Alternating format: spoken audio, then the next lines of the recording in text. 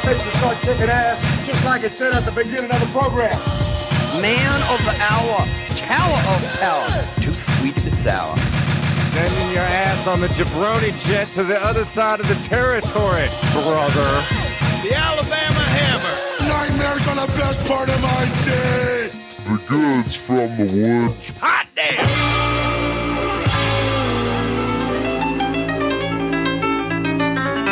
Welcome to the Goods from the Woods. My name is Rivers Langley. And that deafening silence means I am here by myself at the moment, but fear not, this episode has lots and lots of people in it, so you'll just be with me for just a moment while I make some announcements. This episode, by the way, this is a crossover ep that we did with our friends at This Is Rad, the fantastic podcast hosted by Kyle Clark, Natalie Hazen, and Matt Burnside, and also What Did You Learn, the fantastic documentary podcast with our friends Monica Scott and Luke Jensen. So it's all of us, plus some other friends. They'll all introduce themselves. We're all sitting around a table. Pat couldn't join us for this episode, but we do have Mr. Goodnight, and I fried up some fried chicken, and Luke fried some steak fingers. We talk all about that. We talk about food and a whole lot of other stuff. So this episode is actually going to be a bit different than what we normally do. I'm just plopping the whole audio file in here, baby. This is warts and all, so get ready. I hope you guys like it. But before we start this episode, I wanted to mention a couple of things. First up, if you're listening to this on the day it comes out, so July 25th, 2017, this Friday, please, if you live in the Los Angeles area, come out to Time Warp Records. It's in Mar Vista on Venice Boulevard for Butt Rock Brett's Comedy Ozfest. I'll be there. Mr. Goodnight will be there. And we've got Guy Branum headlining, the fantastic Guy Branum, alongside past guests of the show, Curtis Cook, past guest of the show, Lisa Best, past guest, Anna Valenzuela, past guest, Chris Estrada. This show is gonna rock. It's only $5, so come see us at Time Warp Records. Other announcement, Pat and I have had the absolute privilege of working with the Brian Kendrick to bring you Wrestling Professional Wrestling, which is a amazing wrestling promotion based out of East LA at the Santino Brothers Wrestling Academy. We mentioned it here on the show, and if you want to watch our work, go to their Twitch. So this is Twitch's first dedicated wrestling show. It's twitch.tv/wrestling pro wrestling, and then you click where it says videos, and you can watch either the entire event or you can watch it match by match and see me and Dr. Pat calling all of the action. It is ridiculous. I highly recommend the matches between Eli Everfly and Eric Watts. I got to say pretty much everything I know about France, so that'll be a teaser. You got to go check it out to see what the fuck I'm talking about. So anyway, yeah, check out Wrestling Pro Wrestling on Twitch, and as long as I'm plugging stuff, check us out on Spotify. We're at The Goods Pod. Because this episode doesn't have any musical drops or anything like that, I went ahead and made a fun summer playlist for you guys. So if you're looking for something to listen to by the pool, check us out at The Goods Pod. Like us, friend us, do the whole thing on Spotify. You can find us on Twitter at The Goods Pod, Facebook.com/The Goods Pod. I'm at Rivers Langley. Pat's at PM_Riley. Mr. Goodnight's at Sepulveda Cowboy. Check us out. And right now, without further ado, here's our crossover episode with What Did You Learn? And This Is Rad.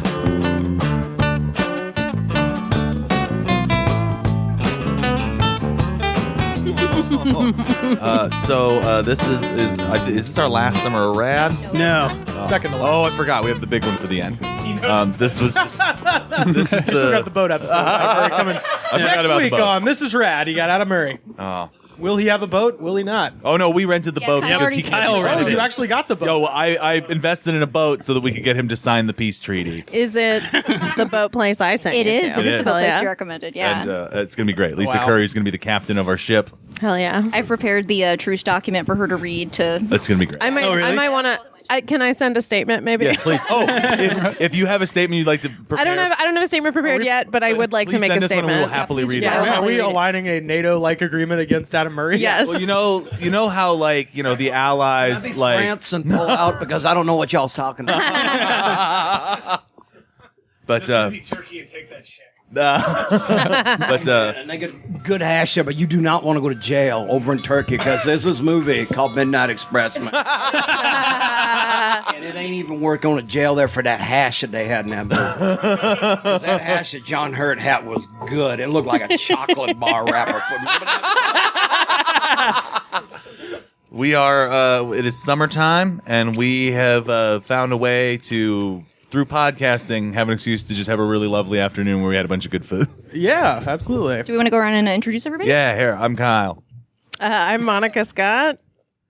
Well bred and well fed, Mr. Goodnight, man of the hour, tower power, too sweet of a sour. My name is Rivers Langley. Luke Jensen. This is Sleepy Matt Burnside. This is producer Natalie. Hazen. Well, I guess I'm not. If this is going on 3 streams, I'm just a producer. Yeah. Okay, Yeah, I sure. regret it. Whatever. Jared Gilbreth. Casey Clark. That's right. 8 people talking into 6 microphones outside. This is literally everything they tell you not to do in recording. Also, I'm eating. Oh, yeah. Nom, nom, nom. There's some power tools that were going on So right over there. last year, we did our barbecue episode where it was an elaborate ruse to get Rivers, the greatest chef on earth, to make food. Because it's really difficult to get Rivers to start cooking. That's really not. It's so elusive. I'm real He's so slutty with my like- cooking. I'll come to any podcast. How have you? How has no one gotten word to Dining with Doug and Karen that you are a magic wizard? I didn't know that was still going. Yeah, I was going to say, is Nobody that still does. real? But and this year, like our Thanksgiving episode, we have added "What did you learn?" to Hi, it's us. Hello. We're here. And We've this is gonna be drafted on. everybody's feed, and we're basically all exhausted from eating. We did nothing else this afternoon. I've never seen so many people just leaned back, yeah. just in full recline. So I'm about to open my belt up. Go full I'm dad. tired of talking. So why don't you tell me, sort of, walk us through this meal situation? So we've got a lot of contributors here, but I've got Mainly Jesus Christ. yeah, we did. He forget- brought us this whole bounty. We did forget to say grace. Actually, I have to, that was a mistake on your part, Rivers, because I definitely suggested it. But it was like the loaves and the fishes, man, with the amount of barbecue that we had tonight, because Rivers tonight fed the multitudes. So this was I think advertised as barbecue part 2, but and we did have some grill action, and Monica will definitely speak to that. In just I a dove moment. in with the grill action. But in lieu of barbecue this time, I figure we haven't done anything with fried food, and I have a gigantic turkey fryer that I use to fry copious commercial quantities of vegetables and meat on occasions. I've also been known to do a low country boil or 2 in this same apparatus. So this is I probably cooked more meals out of this gigantic propane burner and pot situation than maybe any other thing I own besides my stove. Can I ask what a low country boil I was saying, is?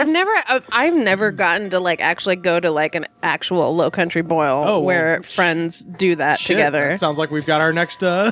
It's like a crawfish boil is of the popular iteration, Yeah. right? And I may have told this story on the podcast. And swamp if I have, bugs. I apologize. But we used to do a show in downtown LA called Yellowhammered, where we would cook different Southern dishes for the audience before the comedy show started, and a lot of Simi Valley devotees. Man. Yeah. That's how I met Fleischer and all those guys, man. It was a magic thing, just slowly getting people to wander in, and I think it continues the idea that food really brings people together. Yeah. And if you're in Southern California, we'll also get you to drive to the worst house in the world. Yeah, exactly. The scariest part of town. Dude, that peacock, though. Oh yeah. There was a live Dick peacock Ebersol, there. the peacock. Dick Ebersol, yeah. Wait, that was seriously his name? Yeah, Yeah. because he's a peacock. It has to be its He's name. an NBC executive. He's an asshole. Yeah. He did seem like an asshole. Dick Ebersol. I was like the jaguar that was in the middle of it with the windshield that was broken in. I always assumed the peacock did it. Yeah. No, I Did it assumed really as well. break it? No, it wasn't the peacock. The peacock just shit in it. It was covered in peacock shit. Yeah, I no, remember the that. stalker broke it. The hole you get Oh. target for the peacock. You I should- forgot about the stalker. Oh Yeah, shit. yeah. You can check out the Goods from the Woods Yellowhammered episode with Joe Raines where we go over all this stuff. But we did have there was a stalker who was after the tow truck driver on the second floor, and she was trying to get a ladder up into the window so she could get to him because she wanted her clothes back. And there's a lot going on in this house. And she busted out the back window of the Jaguar in the Was she process. resting the bottom of the ladder on a jaguar? No, she was taking it around the corner and she swung it too far and it yeah. smashed the window out of when she You was gotta be coming around. careful. She was filling in for her friends Abbott and Costello. Or that's Laurel and Hardy. My bad. Yeah, but I'll cite my sources. Goodnight. I know. I want to make One sure. had Shemp. But It was the Little Rascals. That's Chef Marks, of course. yeah.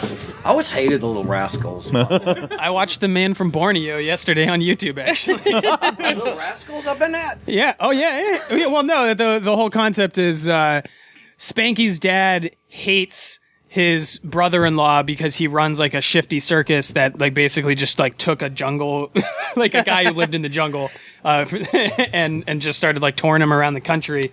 But the kids confuse this wild man from Borneo with to be their actual uncle. How fucking the unemployed shenanigans. are you that you're watching Little Rascals on YouTube? Expanded It was- universe. It was in between my rounds of Player Unknown's Battlegrounds, man.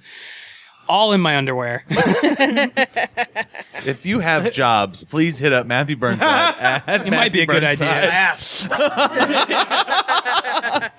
Man, even I ain't going so low watching the goddamn Little Rascals. And when Mr. Goodnight feels that your television watching is antiquated, You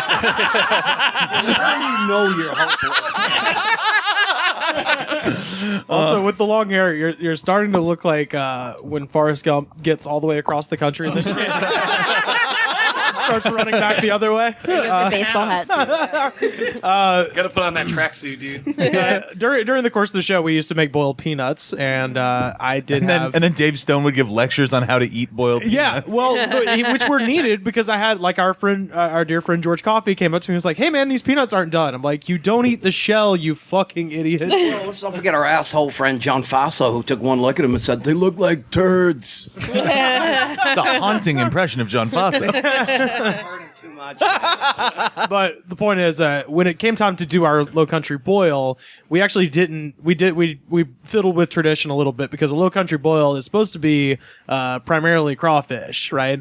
But because these idiots here couldn't figure out boiled peanuts, I was like, "There's no way we're going to be wasting money on crawfish." Oh yeah, that's not happening. So we went with shrimp and crabs, and sure enough, had people coming up to me and be like, these shrimp still have skin on them. I'm like, You're like, you yeah. peeled the fucking shrimp yourself, you Part idiots. of it. It's part of Yeah. the whole deal. So Quick crawfish related question. Yeah. Sidebar. Yeah. Has anybody here? This is LA specific as Thought fuck. of a better name for crawfish? No, dog. But they should. Well, yeah, they did. crawdads. Yeah. What do you mean? Sidebar on my sidebar. There's an Asian buffet that used to be in our town, and it had crawfish in it. But the sign said tiny lobsters. And a man who was That's for sure cute. 150 years old walked up to the thing and just said, "Those aren't tiny lobsters. Those are crawdads."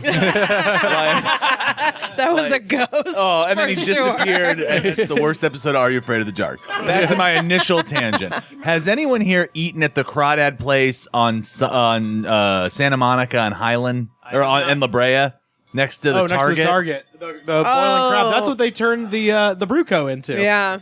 Oh, is No, that it's the not same a boiling company? Yeah. crab. No, it's like hot and juicy or something. I don't know. And It's not a boiling crab. Good. Right? I always think about going, but I'm like, all right, who can I talk into going to this like in the middle of the afternoon? Via symbol. It's like a specific. Yeah. It's like a crawfish restaurant, right? Yeah.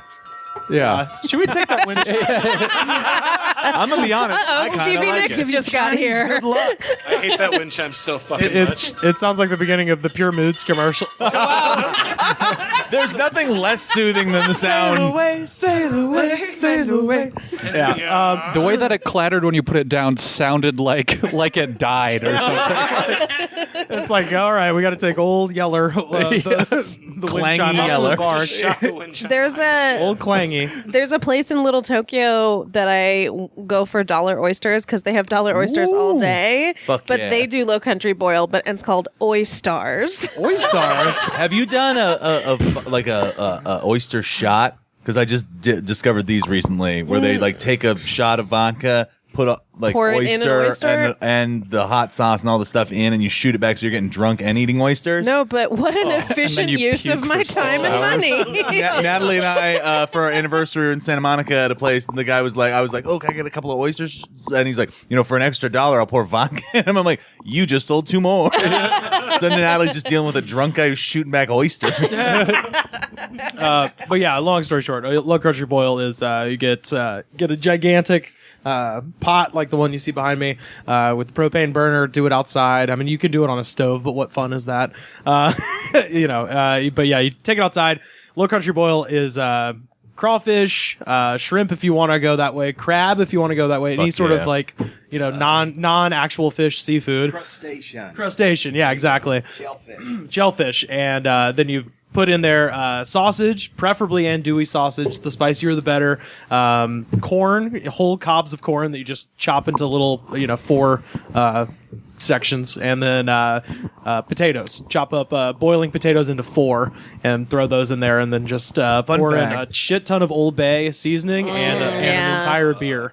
Pick a cheap beer and dump it in there as well, and then just stir that shit all day. And when the great thing is when it's done, everything tastes like everything else. So you'll eat being the sausage, and the sausage tastes like corn, and the corn tastes like seafood, and it's There's really actually a low boil place in town now that's like an Asian tinged boil place. Oh, okay, yeah. At our outdoor mall that Jared and I went to recently. Oh, nice. You can put quail eggs inside of your boil bag. A lot of them are Asian owned. I feel like out here. Yeah, it's kind of fun. Yeah, I guess that's an Asian thing, but they also do it in South Carolina. There's also, I know in Louisiana, like a huge Vietnamese population. Yeah. So you probably get a lot of cross pollination there. But yeah, the low country. I like that we're all one people. The low country refers to the low country of South Carolina. Yeah, so coastal South Carolina, specifically like the ladies in islands anchor dresses near. That's right. Near Charleston. The only place I've been in this country, I was like, oh, like the people here are like an offensive version of Southern people. Because Charleston, because it was all like upper class Southern folk, and I was like, oh, I thought you were made up, and you were all just here the whole they time. do. They are all in Charleston. That's where like John C. Calhoun and all that shit. Yeah. To that, I would say go to either Oxford or Tuscaloosa on a game day. Ooh. That's where you see like 20-year-old motherfuckers wearing seersucker suits and shit like that. You're like, oh, you guys are going to run the states. You guys are the reason that nothing down here changes. You're all what Wes Van Horn was supposed to be. Which, by the way, by the time this comes out, probably congratulations to Wes and his beautiful bride having their first child. Do you know is boy or girl? Do they know? I think it's a boy, and it was due on the 4th, so literally 1 down, 11 to go. Now. Well, it wasn't born on the 4th; it was just due on the 4th. So Due on the 4th of July is a less good movie. Hey, you're supposed to be here. Where the fuck is it? I thought it was a pregnancy film. So, how long? Like, have you approached these things a lot? Like, is this a thing you grew up doing, the boils, stuff like that, or has this been kind of? Are you doing your Howard Hughes cooking You thing? a boil boy? Well played. I'm boil boy from way back.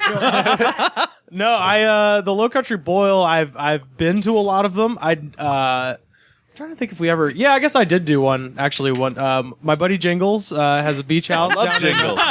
Shout out to Jingles. He lives in Barcelona nowadays. Really? Yeah, dude. Whoa, Jingles not what you gets expect around. from a Jingles. Jet Set Jingles, baby. What a twist!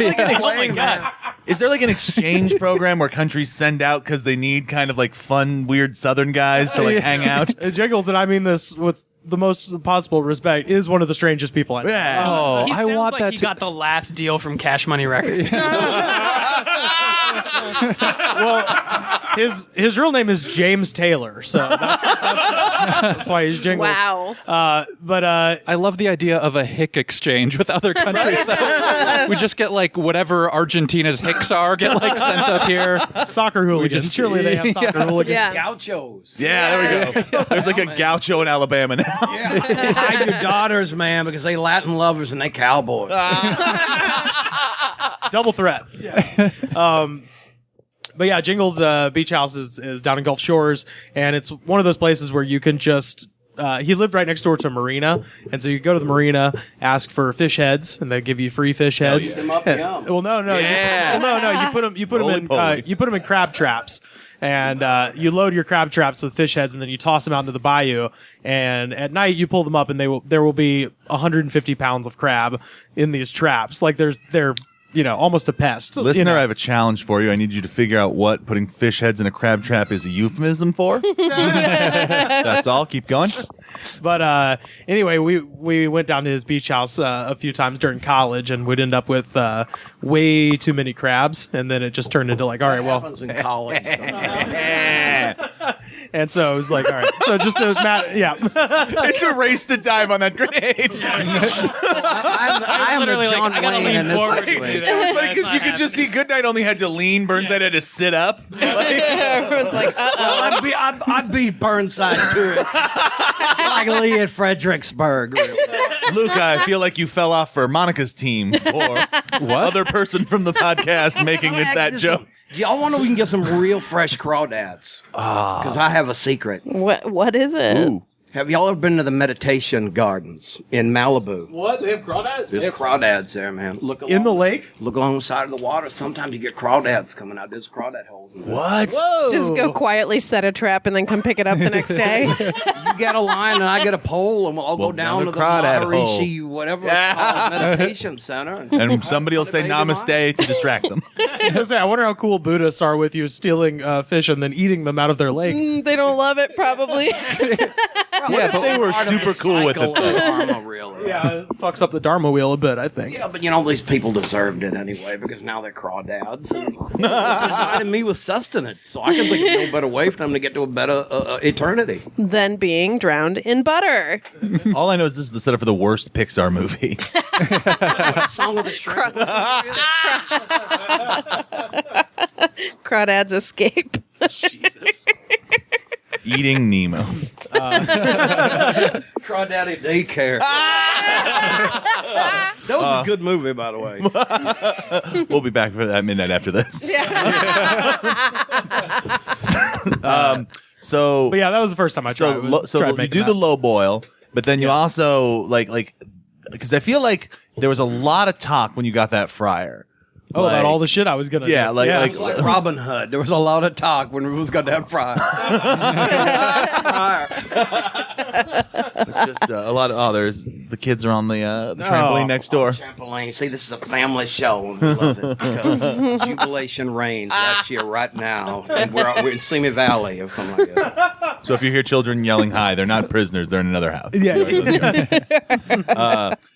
But like, were you a fryer back in the day? And I worked at Chick-fil-A. Okay, I have a. He has a background. You're a licensed Chick-fil-A fryer. Yeah, Sundays off. I was a nugget man, nugget boy. The nugget boy. Yeah. Yes. Not yet a man. Nugget man, mother, nugget man.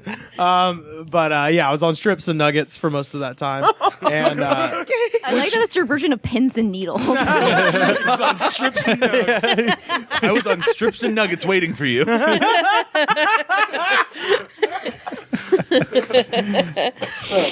That's great. Try not to. I know. Choking. You eat a lot before the show, man. You get the itis, or somebody dies. That is compelling radio. Yeah.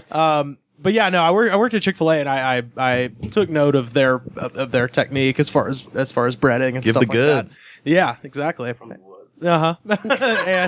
Are there any secrets that you weren't allowed to walk away with? no, I figured it out. Well, because the thing with Chick-fil-A and the You thing swear on a Bible not to tell. It's not like Raising Cane's where you sign a non-disclosure. NDA. Is that real? Yeah. Yeah, Really? Yeah, we had go back in the archives and hear the Fried Gator Tales episode of The Goods from the Woods. We talked to Andrew Polk, who's from Ruston, Louisiana, worked at Raising Cane's for I think a day. Yeah. Maybe two. He signed the NDA. And he had to sign an NDA that he wouldn't give up any of the secrets, but he wasn't there long enough to actually get any of the secrets, so it's not like it even mattered. No, the thing with Chick-fil-A, and this is my testament to the quality of the product, despite their, terrible Politics. terrible politics. Problematic views. Yeah, it's the only restaurant I've ever worked at that I continue to eat at. Yeah. Oh, So that, interesting. you know, Yeah. I've worked in a lot of restaurants from like either it sucks and it's overrated, or it's dangerous. dangerous, or it's like Woman needs some off-air names. It doesn't. Also, I will continue eating at both sides. Right. Yeah. If nothing else, it's clean. Yeah, exactly. Well, it's clean, and they actually use real chicken. Like, it's not like, the shit doesn't come already pre-fried where you have to just drop it in oil. They actually have to batter it and everything like that. Interesting. I did. So my process looks, what I just did on the table back there, as far as breading and all that shit goes, looks pretty similar to the back of a Chick-fil-A, where they'll have a big pan of their special flour mix. Monica's examining. Monica is looking at one of the pieces of chicken fingers. Yeah. like a jeweler looks at the goods. Like she's just short of pulling a loop out to really give it a good look.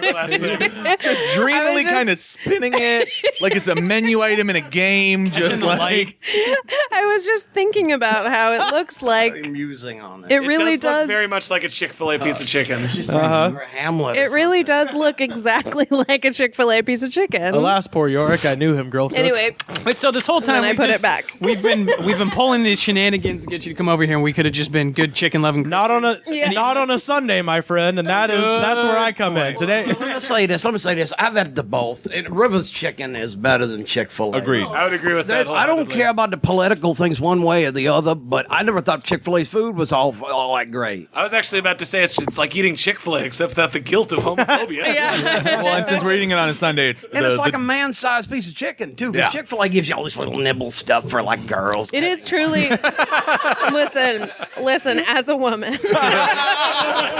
going to Chick-fil-A, every time I order a meal, I'm like, I'm gonna be starving at the end of this for sure. Yeah.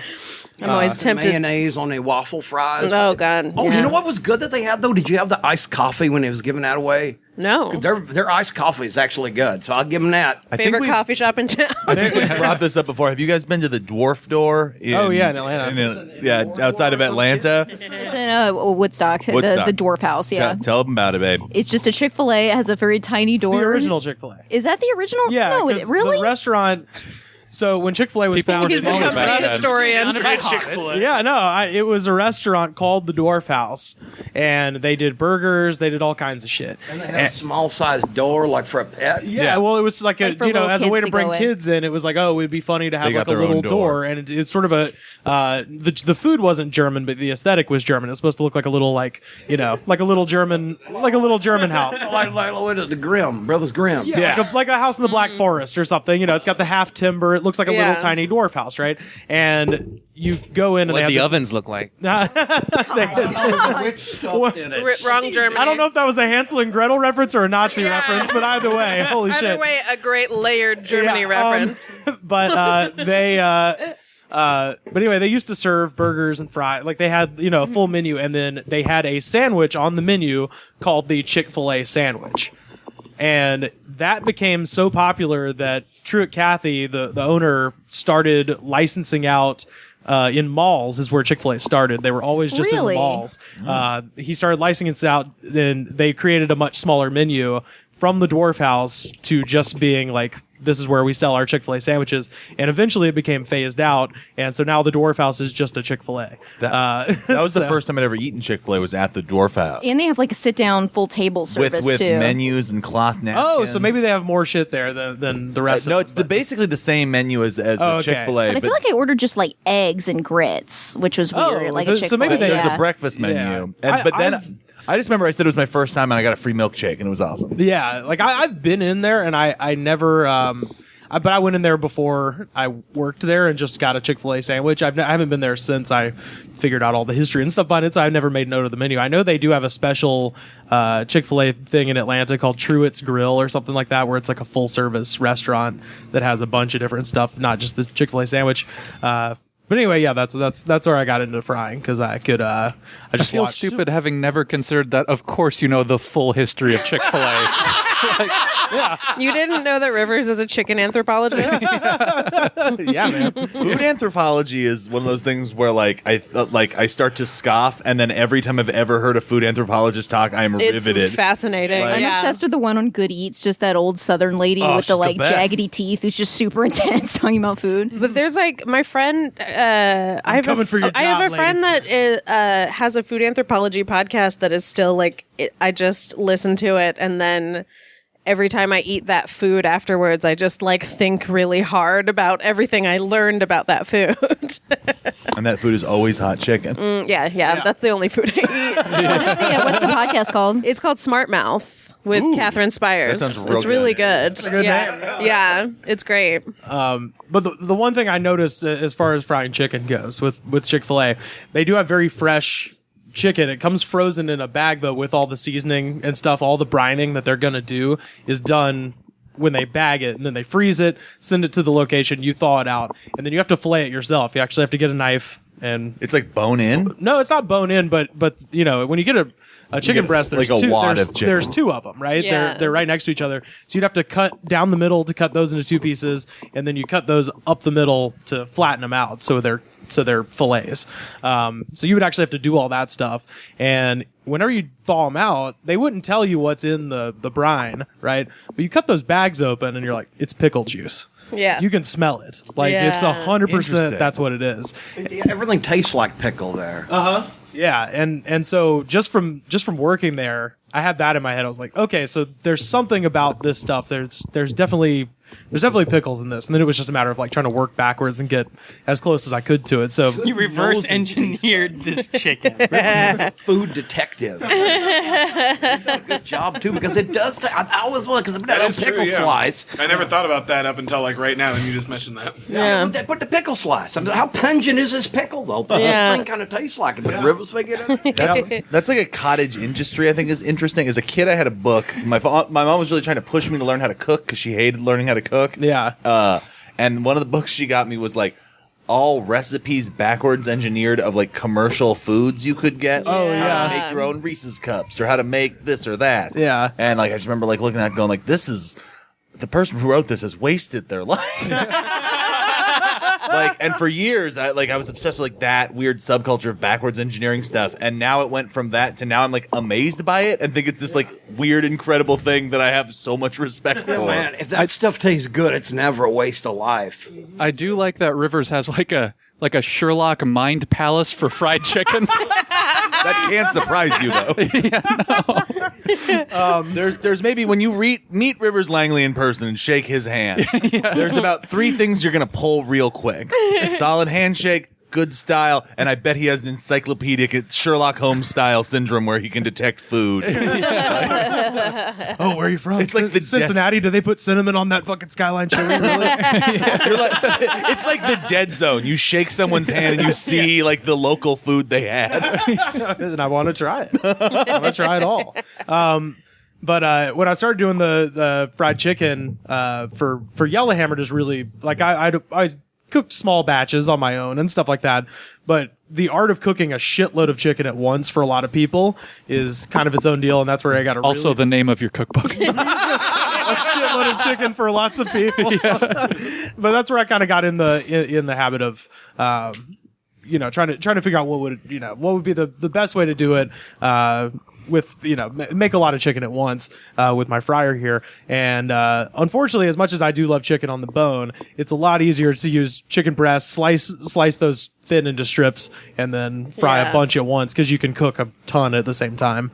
Yeah, that makes sense. But yeah, no, for this particular batch that I just did, I've been messing around with the brine. So I bought a gigantic jar of pickles, and the good side benefit of doing that is it's very difficult to just find pickled brine, like pickle juice on the shelf. And so I just buy a giant thing of cheap Vlasic pickled chips, and then the side benefit, of course, is that you bread those and fry those at the end. Yeah. So we had some fried pickles as well today. But yeah, I have a big basically like, almost a 2-gallon, I would say, Tupperware tub where I'll fillet all the chicken out and put that in there with milk, eggs, a little bit of flour, an entire big jar of pickle juice.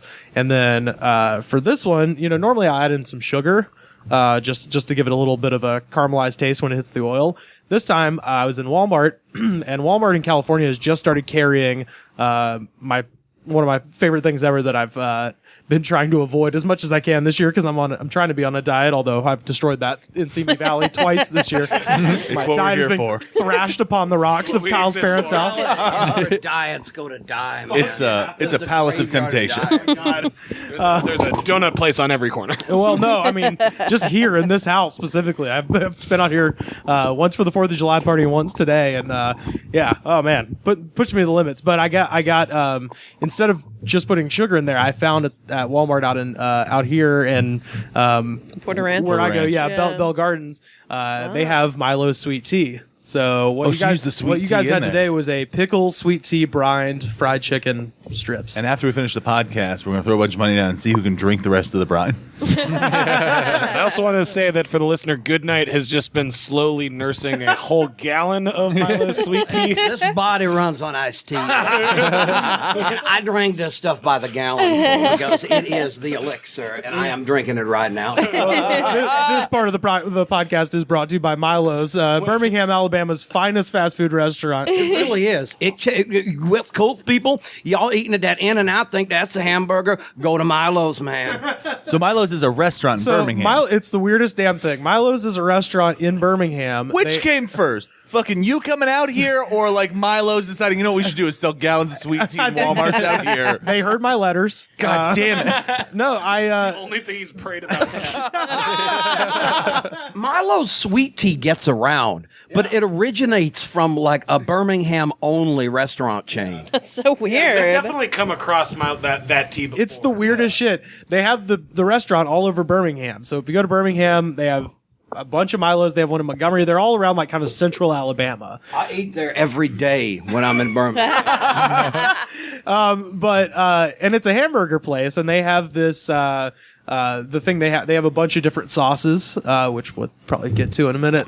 Made some sauces on the fries. Yeah, very good fry seasoning, and then the burgers have this mystery sauce that I happen to know, back to my strange ability, is Berlin currywurst sauce. But fucking idiots down there are just like, we don't know what it is, but it tastes good to me. And I'm like, yeah, it's currywurst sauce. I never heard of Burley Curlywurst frog. Whatever you call it.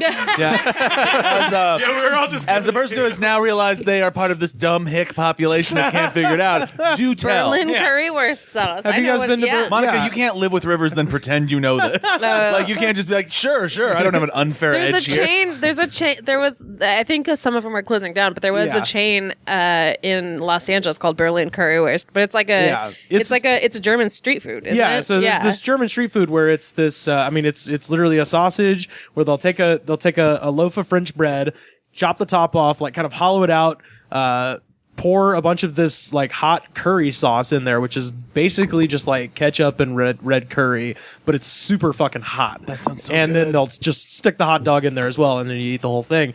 And the way they do it in LA, they'll actually chop up the hot dog, they'll give you the bread separately, and then it's just in a gravy boat floating in the sauce. Shut the fuck up. Yeah, they have it at good. Grand Central Market downtown. What? Yeah. Jeez. That's so good. But I didn't put two and two together until I had Berlin currywurst out here, and I was like, oh, it's the fucking Milo sauce. Like, because I've been eating Milos forever, and Now Rivers is making his own book. yeah, well, yeah, Local chains and trouble and things yeah, like reverse engineering things no one's heard of. that. Black this thing out around the Birmingham area, man. Yeah, but Milos has this good special sauce, and Rains doesn't believe me. By the way, I've taken him to the Berlin currywurst. I'm like, tell me this isn't the same thing. And our friend Joe Rains, who's a devotee of Milo's, does not agree. He will be the doubting Thomas in your food Bible. I was thinking that too, but he has stuck his finger or his tongue at least in the sauce itself. So the jury may still be out on this. Yeah, it's curry's definitely the X ingredient, but it's not I didn't realize opinion was divided like this. I just just feel like we between us can't two. just row. Anyway, yeah, Milo's is Eat there if you're in Birmingham, man, because I do it almost every day. God, I You get to will get- see me eventually. I got to get to Alabama. But yeah, Milo's Let's is good. go And then to Birmingham, guys. but they also have this sweet tea, Carry me. and It was tons of fun, man. I stayed with Mike McCall down there. Come this Shout out winter, you'll be looking forward to Kyle Clark and Monica Scott co-headlining a Birmingham, Alabama tour. Hell yeah. yeah. I'm just worried I'll accidentally go to Burning Man. Birmingham's better, man. Birmingham don't need a bunch of naked hippies and things to make it a cool town no more. Doesn't need, but can benefit. Yeah. It has Milos, so that's even better than naked people. That's their motto. but they franchised out just their tea. So That's so funny. they have the tea. They signed some deal with some distributor. They to did. Just, They signed some crazy shit, and now the tea is everywhere, or at least. Should be everywhere. Oh yeah, It earned it. You were just cradling that gallon like it was a baby. It's a remarkable tea. So I would say if you're trying to do the chicken at home, if you're trying to recreate this recipe at home, if you can't find Milo's, make your own sweet tea because don't do like Golden Leaf or it's no good. Any of that Gold garbage. Peak or Pure Leaf or any of that dog Trade shit. Winds. I will drink that shit because Trade Winds. I saw it in y'all's thing. It was me. I've done it myself because I will drink iced tea and I'm too lazy to make my own, so I will drink it no matter what it is. Yeah. But that stuff is all like the crap of iced tea. Yeah, I impulsively bought it this morning because it was $1, and I was like, I'm so thirsty. I do it all the time, man. I drink the Arizonos. Yeah. I do all that stuff. Can I I- need my tea, man. I need my tea. Can I just say Burnside just punched into a Minion fruit punch Capri Sun? Wait, Is it banana? We've got Milo sweet tea inside, and you're going for Capri Sun? It is. I'll have some sweet tea I feel later. like we've established that Burnside is a trash person. Okay. Are you drinking my fucking There's Capri only Sun? one Capri Is there Sun, another one in the man. fridge? No, there's multiple. How many did you put in there? Like 3. Okay. What, y'all gonna have a fist maybe fight it was over the Capri Sun right Do you now? want me to go get more? I feel Simi like I need to now. Simi Valley is where people get stabbed over Capri Sun. Can I get more of those fucking Capri Suns? Jared's going for a Capri Sun as well. Oh wow. I have an edge on knowing about Berlin currywurst, not because I'm Rivers' roommate, but because I work in public radio, so I have to know about European street food. Fair. I forgot this is. It's the entry exam. They have great fries though. They like fry them in like duck fat. Yeah, at Berlin I've been to that currywurst. place. I just Yeah. didn't remember what it was called. Yeah, They're it's so the good. Belgian fries. Or I had a whatever. They're- Turkish sausage there that was really good. It's all at the same place. Yeah. What is it? What is this Steve's Magic Wizard Restaurant or place? something? I mean, it's on the west side. There's I 3 believe. locations. There's one in, as far as I Grand know, Central Market Grand has Central one. Market. There's one in Silver Lake, and then there's one in Hollywood, like near the ArcLight. Yeah. I think that's the one I've been to. Is this information useful to any of you guys listening? I mean, the people listening who are all our friends in LA who are listening to this going, why didn't they fucking invite us? We got to start a podcast. Dude, the turkey one was good. It was like these two small Hi, turkey Tom Seiniger. sausages with like fried onions in there, like served on like this like Turkish bread roll thing. Yeah. Ooh, it was real good. The last one I just had the knockwurst when I was there, which is the veal. You guys did not just toast the veal Capri and the Suns. pork. No, we did. It's a classy way to do I'm it, a real sausage head, so I love that place. I had no idea about this. I feel like we need to go do some more sausage runs because I'm a big fan. Well, we gotta get to Monica's contribution here in just a second with the only person in the barbecue episode who actually used the damn barbecue. Yeah, I used the grill. I sheepishly was like, "Hey, I think I'm the only one using the grill. Can someone turn it on for me?" I brought Louisiana hot links. Yeah. Because those are my favorite meat in the world. So good. It's spicy chorizo. Is that what a hot link is? Yeah. Yeah. So, it's very similar to this. It's not andouille. I feel like people mix it up with andouille sometimes, Yeah. and they're so different. Because Yeah. I actually hate andouille sausage. Oh, really? Which is Oh, weird wow. because I'm such a sausage head. It feels like They call it Sidge Head. Can you say sausage head like 15 more times? so I feel like when I think of chorizo, it's like more texture. This is like a smooth, Yeah, it's a like smooth bite. Chorizo's really like dry. chorizo is Yeah. in the same type of meat, but a different like preparation of it and a spicier preparation of it. Because loose chorizo is like probably what you're used to, right? The crumbly. Yeah. This is, just in a nice little crumbelievable casing. You're crumbelievable. I mean, my favorite thing.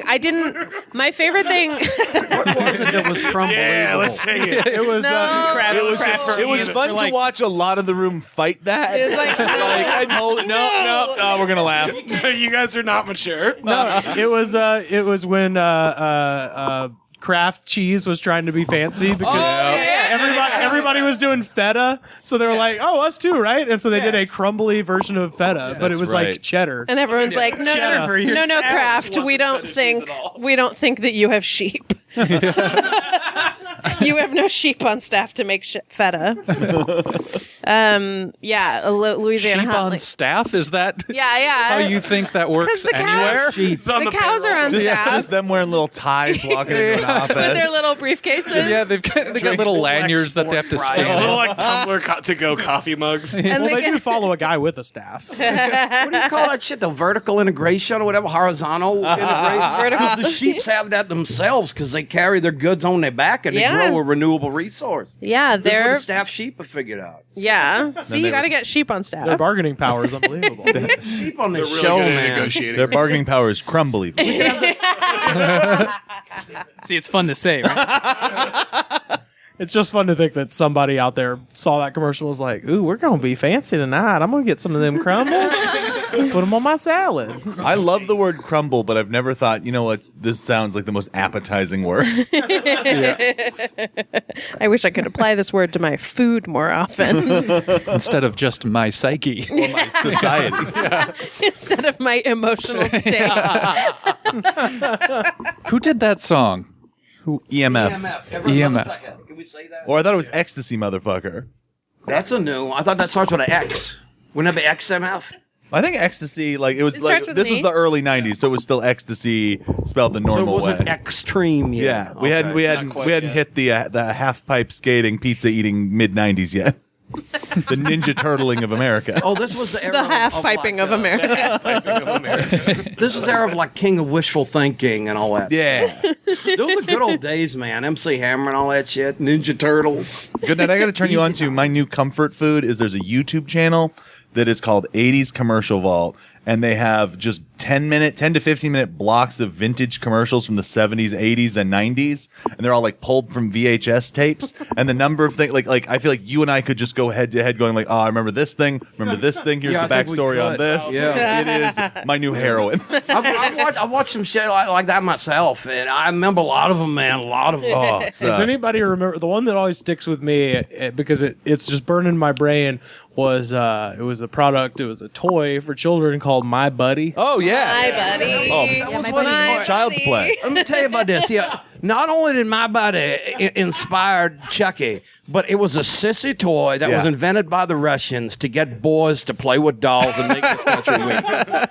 But it was also a girl's version. Kid sister. It did work. See, because them damn Russians have been behind all this shit. And there was a girl's one too called Kid Sister. I was about to say. Kid sister. Kid sister. Wherever I go, she goes. That shit was good. It was good. It was a sissy toy, but it had a damn good commercial. Natalie, what was the thing we were watching and you got so mad at the other Oh, night? it was like these bears with like things. Bears with noses. They're like snow globes, and there's like when things you in their hugged noses. them, air would blow around and like dice would go, or one had a basketball hoop in his nose that would shoot. Gamble with these toys. Yeah. They were like pop-o-matic bear nose creatures. And it was funny because she was mad at it.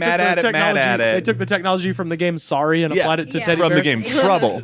Oh, Trouble. That's right. The pop-o-matic. By the way, I'm going to throw it out there. Trouble may be the worst board game. That's the stupidest game of all time. I've never played a game of Trouble and Worst thought, oh, I board don't game? hate the person I'm playing with this with anymore for this being their idea. I don't know. Monopoly kind of sucks. But Monopoly, at least there's like content, like you are just pushing a bubble and then moving shitty plastic around a To be thing. fair, the bubble is dice. cool. Yeah. And once you get used to the odd assortment of little platinum things in Monopoly, it gets real dull, man. Yeah. I would say the same for Mousetrap, where just doing the Mousetrap was the fun part. The game. The thing is with irrelevant. Mousetrap, like, is like it took like an hour to set that goddamn game board up. Yeah. But, like by When the it time you got happened, to the man. game, you were just already bored. You're like, okay, Yeah. let's just trigger it and watch it happen. Yeah, Nobody exactly. played it more than a few times because they lost a piece. Yeah. Well, the Kentucky Derby is the most exciting 2 minutes in sport. And Mousetrap is the most exciting 2 minutes in board games. Remember this guy? You can catch a mouse with Mousetrap. Yeah. Nothing I like better than a board game theme song that is just the elongated version of the game's name. Yeah, like it was I want to rock and roll all night, and night is with that one syllable, and they get about 15 out of it. Because like Shark Attack was the same way, where it's just Shark Attack. The shark is like a maniac. Yeah. My favorite was And he eats a cruise ship. Well, I mean, that's the greatest of all time. That's the greatest game commercial. I would argue that's Probably of maybe all the time. best song ever written. Yeah. Like the Beatles had some good songs, but none of them were Crossfire good. Crossfire. I never got Crossfire. I will get man. caught up in you. I was just about to say I never got caught up in I Am the Walrus. Like, Crossfire, man. Go get caught up in there. When we were doing the first round of Retro Rads, we did a board game thing, and like the whole time people were like, "Oh, you're doing a thing about retro commercials? Better show Crossfire." And we were like, "No, we're gonna show you like stuff you haven't seen before." And then literally we ended the show. Like, well, that's it. And then it was like, "I just put on the Crossfire ad. just run it. That's what they want." That's what everybody wants. Just give it to Came here them. for. So where did you buy a particular brand of Louisiana sausages?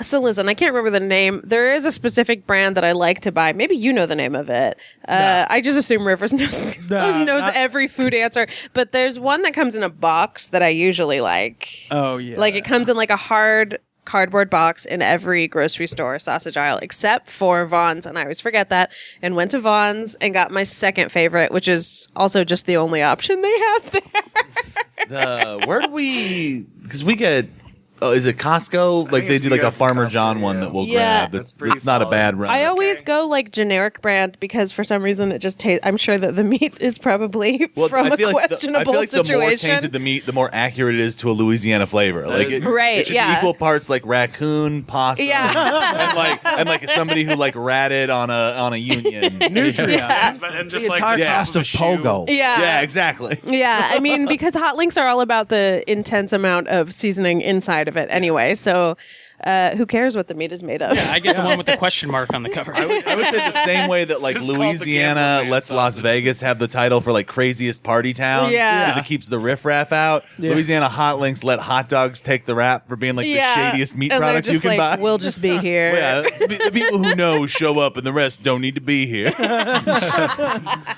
don't need to know a thing about it. The other thing I brought were 2 cornbreads. I brought a spicy. Cornbreads are really good. I brought a spicy one and a sweet one. And you made your own honey butter. I did make my own honey Amish butter. honey. With Amish honey. Where are you getting that Amish honey? My friend's grandma in Iowa mails him honey every month for some reason. Jordan Turler. Yeah, Jordan Turler. Yeah, Turler's got a honey hookup he's not talking about? Turler's grandma mails him Irish Amish honey, and so I stole a bunch of it and made a bunch of honey butter. Got a honey thief. Yeah, like Winnie the Pooh. Honey heist. Does she send him honey spoons too? Because those are a thing. Because I've never seen one in real life until I was in Amish country. No, but she does send him honey sticks too. Oh, and so I when I went to go borrow some honey, I opened the cabinet and there was just like a mountain of honey sticks and a giant thing of honey. I like the idea of a loot crate for honey. I would say the most Los Angeles thing I've ever seen is somebody bought weed-infused honey sticks. And I was like, if there's ever a thing that's like the image of shitty LA people, it is a weed-infused honey stick. Hang on the phone. Do y'all mean honey sticks? Those things that they dip the honey into? No, that's a honey spoon. Plastic wrap ones, right? Like they sell at the farmer's like market. the tubes of Yeah. Oh, really? The thing that took his tooth. Wait, how did that take your tooth?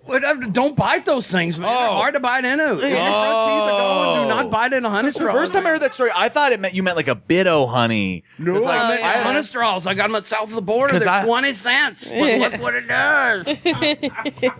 But at what cost? I know. I haven't figured it out yet because I ain't got my front tooth put back in yet. So those of you trying to imagine what Goodnight looks like across all our podcasts, remember to add a missing tooth for now to your mental image. I was telling them Goodnight, when I travel for stand-up, the question I get most is Mr. Goodnight real, and what is he like? Everything about me is real. And I'm a real asshole, too. I revel in it. Everybody can be good at one thing. I know what mine is, and it is being an asshole. I would say you fluctuate between asshole and real motherfucker. Yeah. Okay. That should be my Crumbelievable band, RMF. Like the Crumbelievable now is just part of the lexicon. That's the new title to all 3 episodes. There's certain words that should be that Crumbelievable is one. What was the thing? Jawsome. The street sharks would say that's 2. Lobsterific, I would put in right now. I say we take out Under God from the Pledge of Allegiance and add Jawsome. Well, I One nation, on those Jawsome, with liberty and justice for all. I don't know. I would have said that, prior to November, but now we are Crumbelievable. This empire is Crumbelievable. Luke brought steak fingers. I sure did. Oh, holy shit, were sick. they good, They're man. so good. Yeah. Well, I mean, This is the second time Luke's cooked. The first time was during the Thanksgiving episode. Oh. The charm. I wasn't there for the first, but I can tell you in the second, man, he was like the Reggie Jackson because he was knocking it out. yeah. Well, I would say that I looked up a recipe online, and then I handed it off to Daddy to fry it up. And he did a great job with it. Look, man, the art of cooking is delegation. Yeah. Real good tonight, man. Daddy, will you cook my fingers? You're the point guard. You gave him the assist. Yeah. Well, you did all the stuff. I just put them in the oil. He was the executive producer. Yeah, you assembled them. Put them in the oil is like the scariest looking thing, but it's actually the easiest thing. Yeah. So It scared the shit out of me. Yeah. I thought I was going to knock it over, and I was carrying this chair. I mean, I'd never had steak out of a deep fryer before. yeah. And now you'll never go back. Highly recommend it. Yeah. Turns out, no surprise, it's great. I don't know why. When you were, it's when not you were everywhere. in Long Beach, living in Long Beach, at one point there was a Super Bowl where it's my best friend, former guest Doug Tardiff, my best friend, came over with like a mini deep fryer. And it was myself, my dad, and Doug, and we literally just deep fried everything that was in the house. Yeah. So Yeah. It was a good Super Bowl. I don't know who played. you said that, you said that was the first time you've done like deep fried steak. Like, so have you never done country fried steak before? I mean, sure, I've had it at like a diner or something like that. I don't think that Shit, they it just occurred to me those were fucking they were country fried steak nuggets. Well, Yeah. sort Fried of. steak tips, really. Yeah, sort of. God damn. So generally, country fried steak is actually ground. It's ground cube steak. So it's that's what it normally is. But this was actually whole like Cube steak chunks is of tube steak. steak's I've never gay had, like- brother. Jesus Christ. I don't care. I don't care. This is my fourth podcast of the day. but I slept 2 hours. I was in Palm Desert yesterday. that's okay. Oh, that's awesome, man. Did you have a good time? It was fun. Not as fun as saying that cube steak is tube steak's gay brother, though. Hey, man. I That's the way it goes understand. sometime in the meat family. You understand? Goodnight and I are working on a pilot for the Meat Family show. It's just us holding up pieces of meat. Sausage is their neighbor. It's the sausage party expanded Wasn't that the universe. cartoon The Berlin that Rocco Wiener made thing. up? It could be yeah, next basically The Wacky Deli. Which, by the way, was the name of my first band. Wacky Deli. Yeah, the Wacky Deli. Oh, for the longest time, our Netflix login was Wacky Deli 333 because Casey set it up for a free trial and then immediately asked me to start paying for Netflix. Fuck you! I paid for that for a year before you took it over. You did That not. was a good idea, man. So it under the radar like that. It's like I signed up for this thing that we're all now dependent on. I need your help. I mean, I was fine with it canceling. If you wanted to just let it go. Steak fingers. Family drama. From like 6 years ago. Yeah. You know what I think would be good with that next time is some of the sausage gravy as like a Shit. dude. Oh my God, yes. That could be an invention right here. You understand? We could have invented this barbecue thing. It feels Steak dippers. steak dippers with like a gravy dipping feels like a thing that Burger King could be selling should when they already get be a desperate. thing. I would say Yeah. why is not that already in Or existence? Waffle House. Jack in the Box should have already run that into the ground. Yeah, that does seem like that's a on their that's a late Jack night menu. move. Yeah. That could be a munchie meal. Yeah, Yeah, there you that's go. definitely a, hey, are you high? And it's after 9 p.m. Come here. I've told the story of me discovering the munchie meal, right? That has to have come up in the 100-something episodes. I we've don't done. know it. You expect me to I was remember? blackout drunk after going to a drag show in San Francisco with Jared over here, and there was a Jack in the Box under an overpass that I made him get off the freeway to go to. Kyle decided to try and keep up with my alcoholic ex-boyfriend at the club and had like 8 whiskey sours or whatever the hell you were drinking, and then had a mild epileptic seizure when he saw a Jack in the Box sign on the drive home, and that's how we found the munchie meal. Well, and then we pull up, and I'm like, I'm gonna get tacos and fries. I hope that they throw an onion ring in, and then some kind of burger. I wonder if I can customize. And then like it was like a prayer had been answered, and I thought that I was just like drunk and like misreading a sign, and no, it was just a beautiful thing where you could order So a which burger weird where thing did you get? the fucking thing where the bread is grilled cheese sandwiches. Okay. Oh yeah. That's the munchie meal. Yeah, it's so good. Dude, there's that chicken that it's like chicken with like cheese The and chicken like, nuggets? No, it's got because it's got the hash brown patty on it. It's fucking crazy. It's Yeah, it's like ranch nacho cheese, ranch, Oh, like I've seen it. hash browns, Yeah. and then, fried like, a chicken. Fried chicken. It's fucking And stupid. I think the bread is pancakes. It's not the double down. Okay, it's not the double down. I think it goes against God. That being said, when Taco Bell had a taco that was a piece of chicken. What'd you think of it? It was so good. You know what? You know what's I had to I felt after I had it once. I wish I had only gotten it on its last week because once I knew it existed, every time I passed a Taco Bell, my hands would shake because I was trying to stop myself from turning into it really fast to get it again. Rivers went fishing. Rivers went fishing in the cooler. Do you want me to grab you something else? Fished himself up a coke more fish. waters in. What did you get, Rivers? He grabbed a beer. Oh, Rivers is... Those are real good beers, Rivers though. is a man This is tonight. all the leftover beer from the 4th of July party because... and it's funny because my brother and I have been, by ourselves. My folks have been out of town for, a week now or 2 weeks. And there is still so much beer because we're the least exciting people alive. Yeah, I brought over an IPA that's been in our fridge for 2 months, hoping somebody would drink it. I think I bought it in December. We're a cool cluster of people who just keep bringing alcohol to each other's houses to try to off it. But none of us will finish it. That's what Laura and I tried to do with s'mores.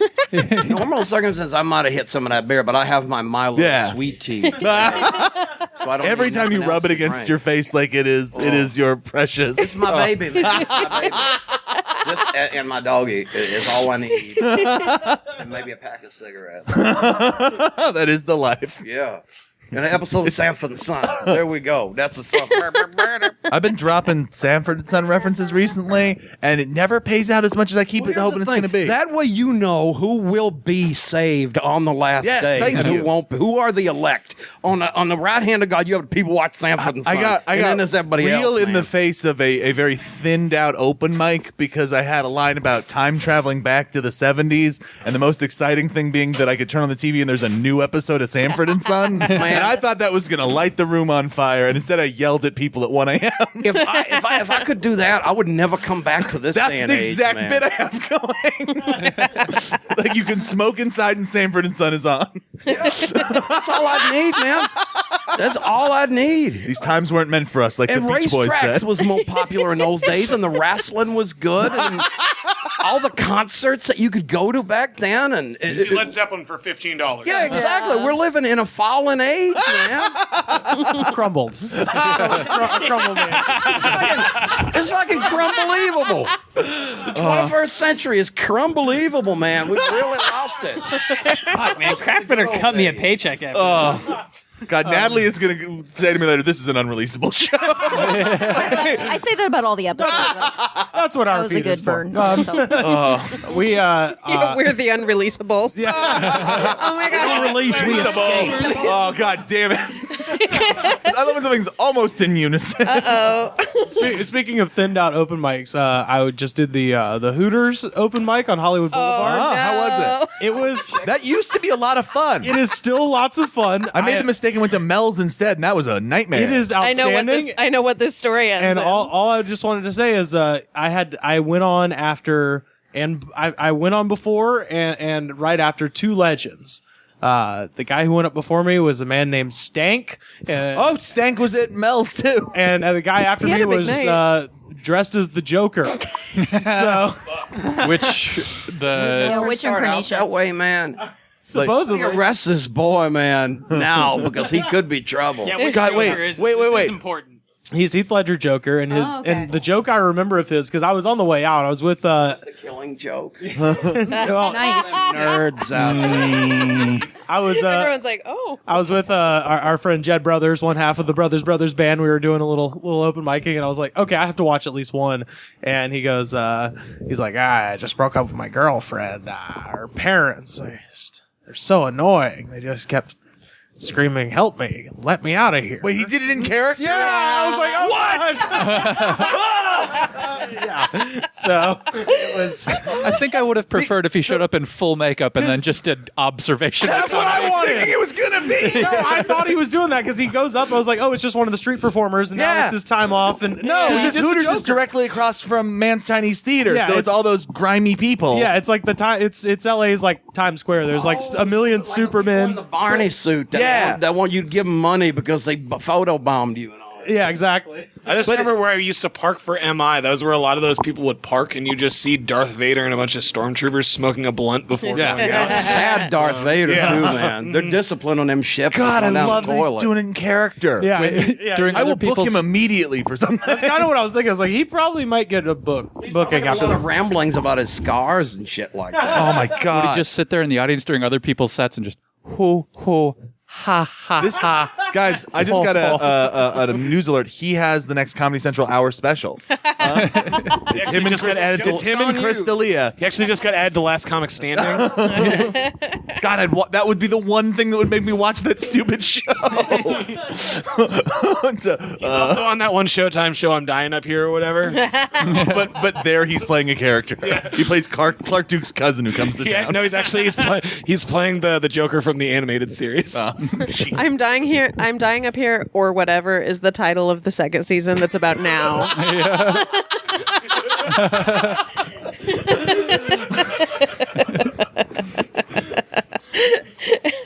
And it's just idiots saying whatever or whatever at the end of their jokes, trying to distance themselves from what they just said. The birth of modern comedy. Yeah. That's the modern update. Yeah. Burnside, you want to talk about your cheesy potatoes? Yeah. They were my mom's recipe. She's made those for just about every single cookout that has ever existed within our family, because that's basically one of three things that she can make. What are the other two? A thing that she claims are chicken enchiladas, and they're not enchiladas. They're Ohio enchiladas. It's yeah, it really is. It's tortillas and chicken and cream of chicken soup and some chilies. But they are really good. That sounds like a hell of a hot dish. And then she makes really bland chili that I love a lot, but I bet most people would hate. I mean, you are in dangerous chili country in Ohio. Yeah, well, it's dangerous everything. It's Trump country. Well, there was a lot of presidents from there. Some of them were your buddies, Burnside, Grant, and them. Yeah. Burnside was Ambrose. notoriously involved with the Teapot Dome scandal. Yeah. No, I just I don't know it was why the first time I made those potatoes, and I don't know. I thought they were delicious. Yeah, they were great. Really good. A lot of onion. Thank you. I call those a hash brown casserole. Like down south, you would that's get what the- my I mom was calls it. thinking sort of like an au gratin situation. But Yeah. I'm an au gratin. Yeah. But yeah, Wow. Maybe it's a coastal thing. I don't think that's What technically. coastal elites Our we coastal are. elites with our au We gratin use- potatoes. We use a I think au European gratin is like a word. specific type of sauce. Look, if potatoes are rotten, why are we eating them? I feel like au gratin, they're always like kind of discus and they're Yeah. always like too dry. Oh, Like I've never had gratin no is gratin. layered. What you had was Yeah. like a casserole because it's all mixed Yeah. together. Yeah. See, here's the thing that's interesting is like Jared is also like a pretty impressive cook. You But didn't tell me we're supposed to bring a dish, you piece of fucking shit. you brought like 90 bags of Doritos. You were You good. told me like an hour before I got here, everyone's bringing a dish. I'm like, oh, I'll stop by McDonald's. Well, also you've been getting naked and making pound cake for 5 days, so this is like the first time. Cake with. But Jared does make a delicious pound cake. what would you have made? It would have just been more pound cake, right? Well, no. What would you have Probably done? fried green tomatoes. Oh. I went looking for those, and goddamn it, Sprouts did not have them this I time. got to go like the farmer's market, man. Yeah, I know. I could have gone to the Hollywood Farmers Market, but I went to Sprouts in the late summer. Sprouts is pretty great. Is good with the. Sprouts has some stuff. That's where I got the okra. The okra came from Sprouts. Oh, we did fried okra too. That's right. Yeah, I did fried okra. is With like- with the cornmeal. Yeah, yeah. like I had breading. a separate breading for the okra. Fried okra. There's a real high low to me. It's the best Yeah. of the fried vegetables. We were discussing. That's what I think so too. That's the first time I've ever actually had fried okra. Is that right?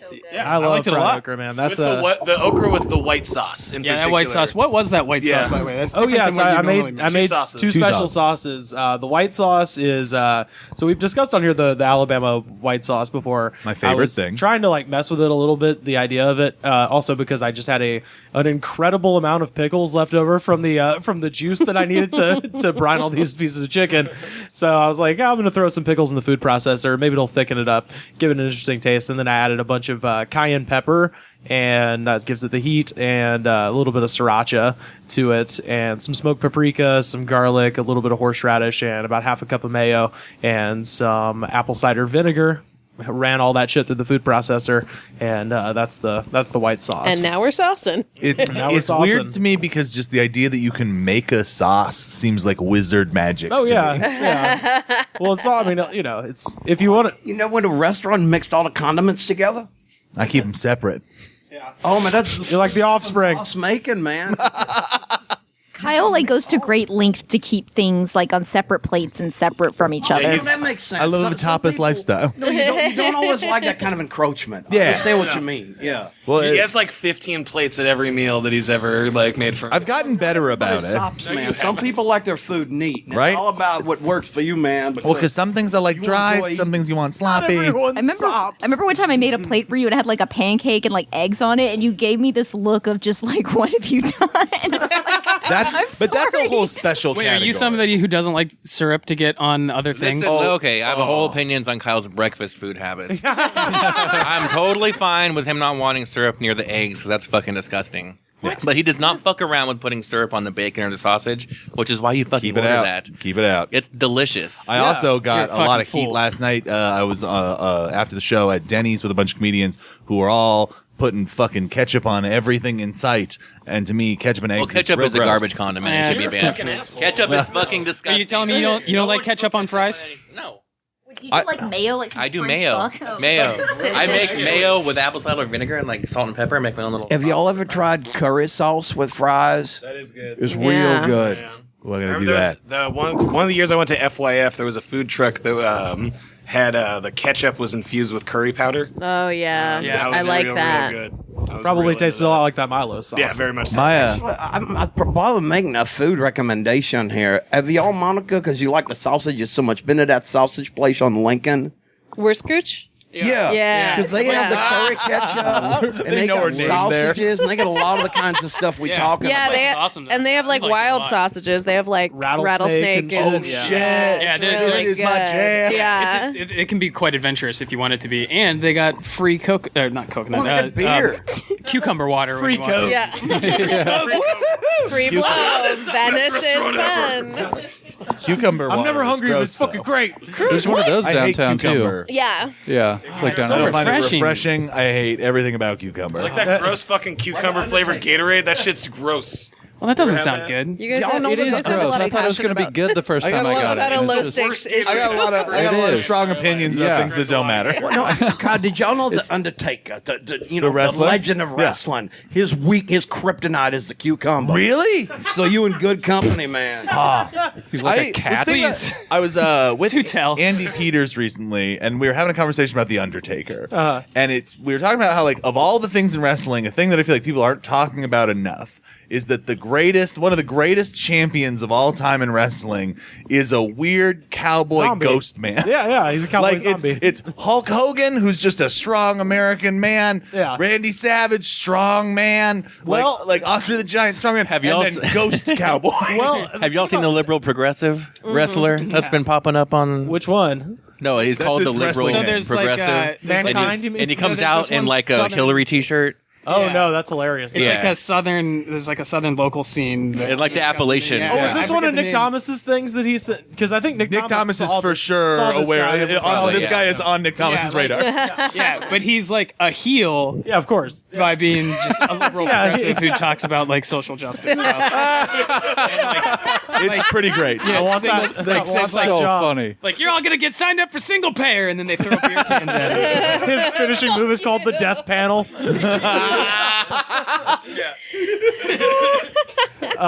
He's up on the top rope. He's gonna take God out of the country.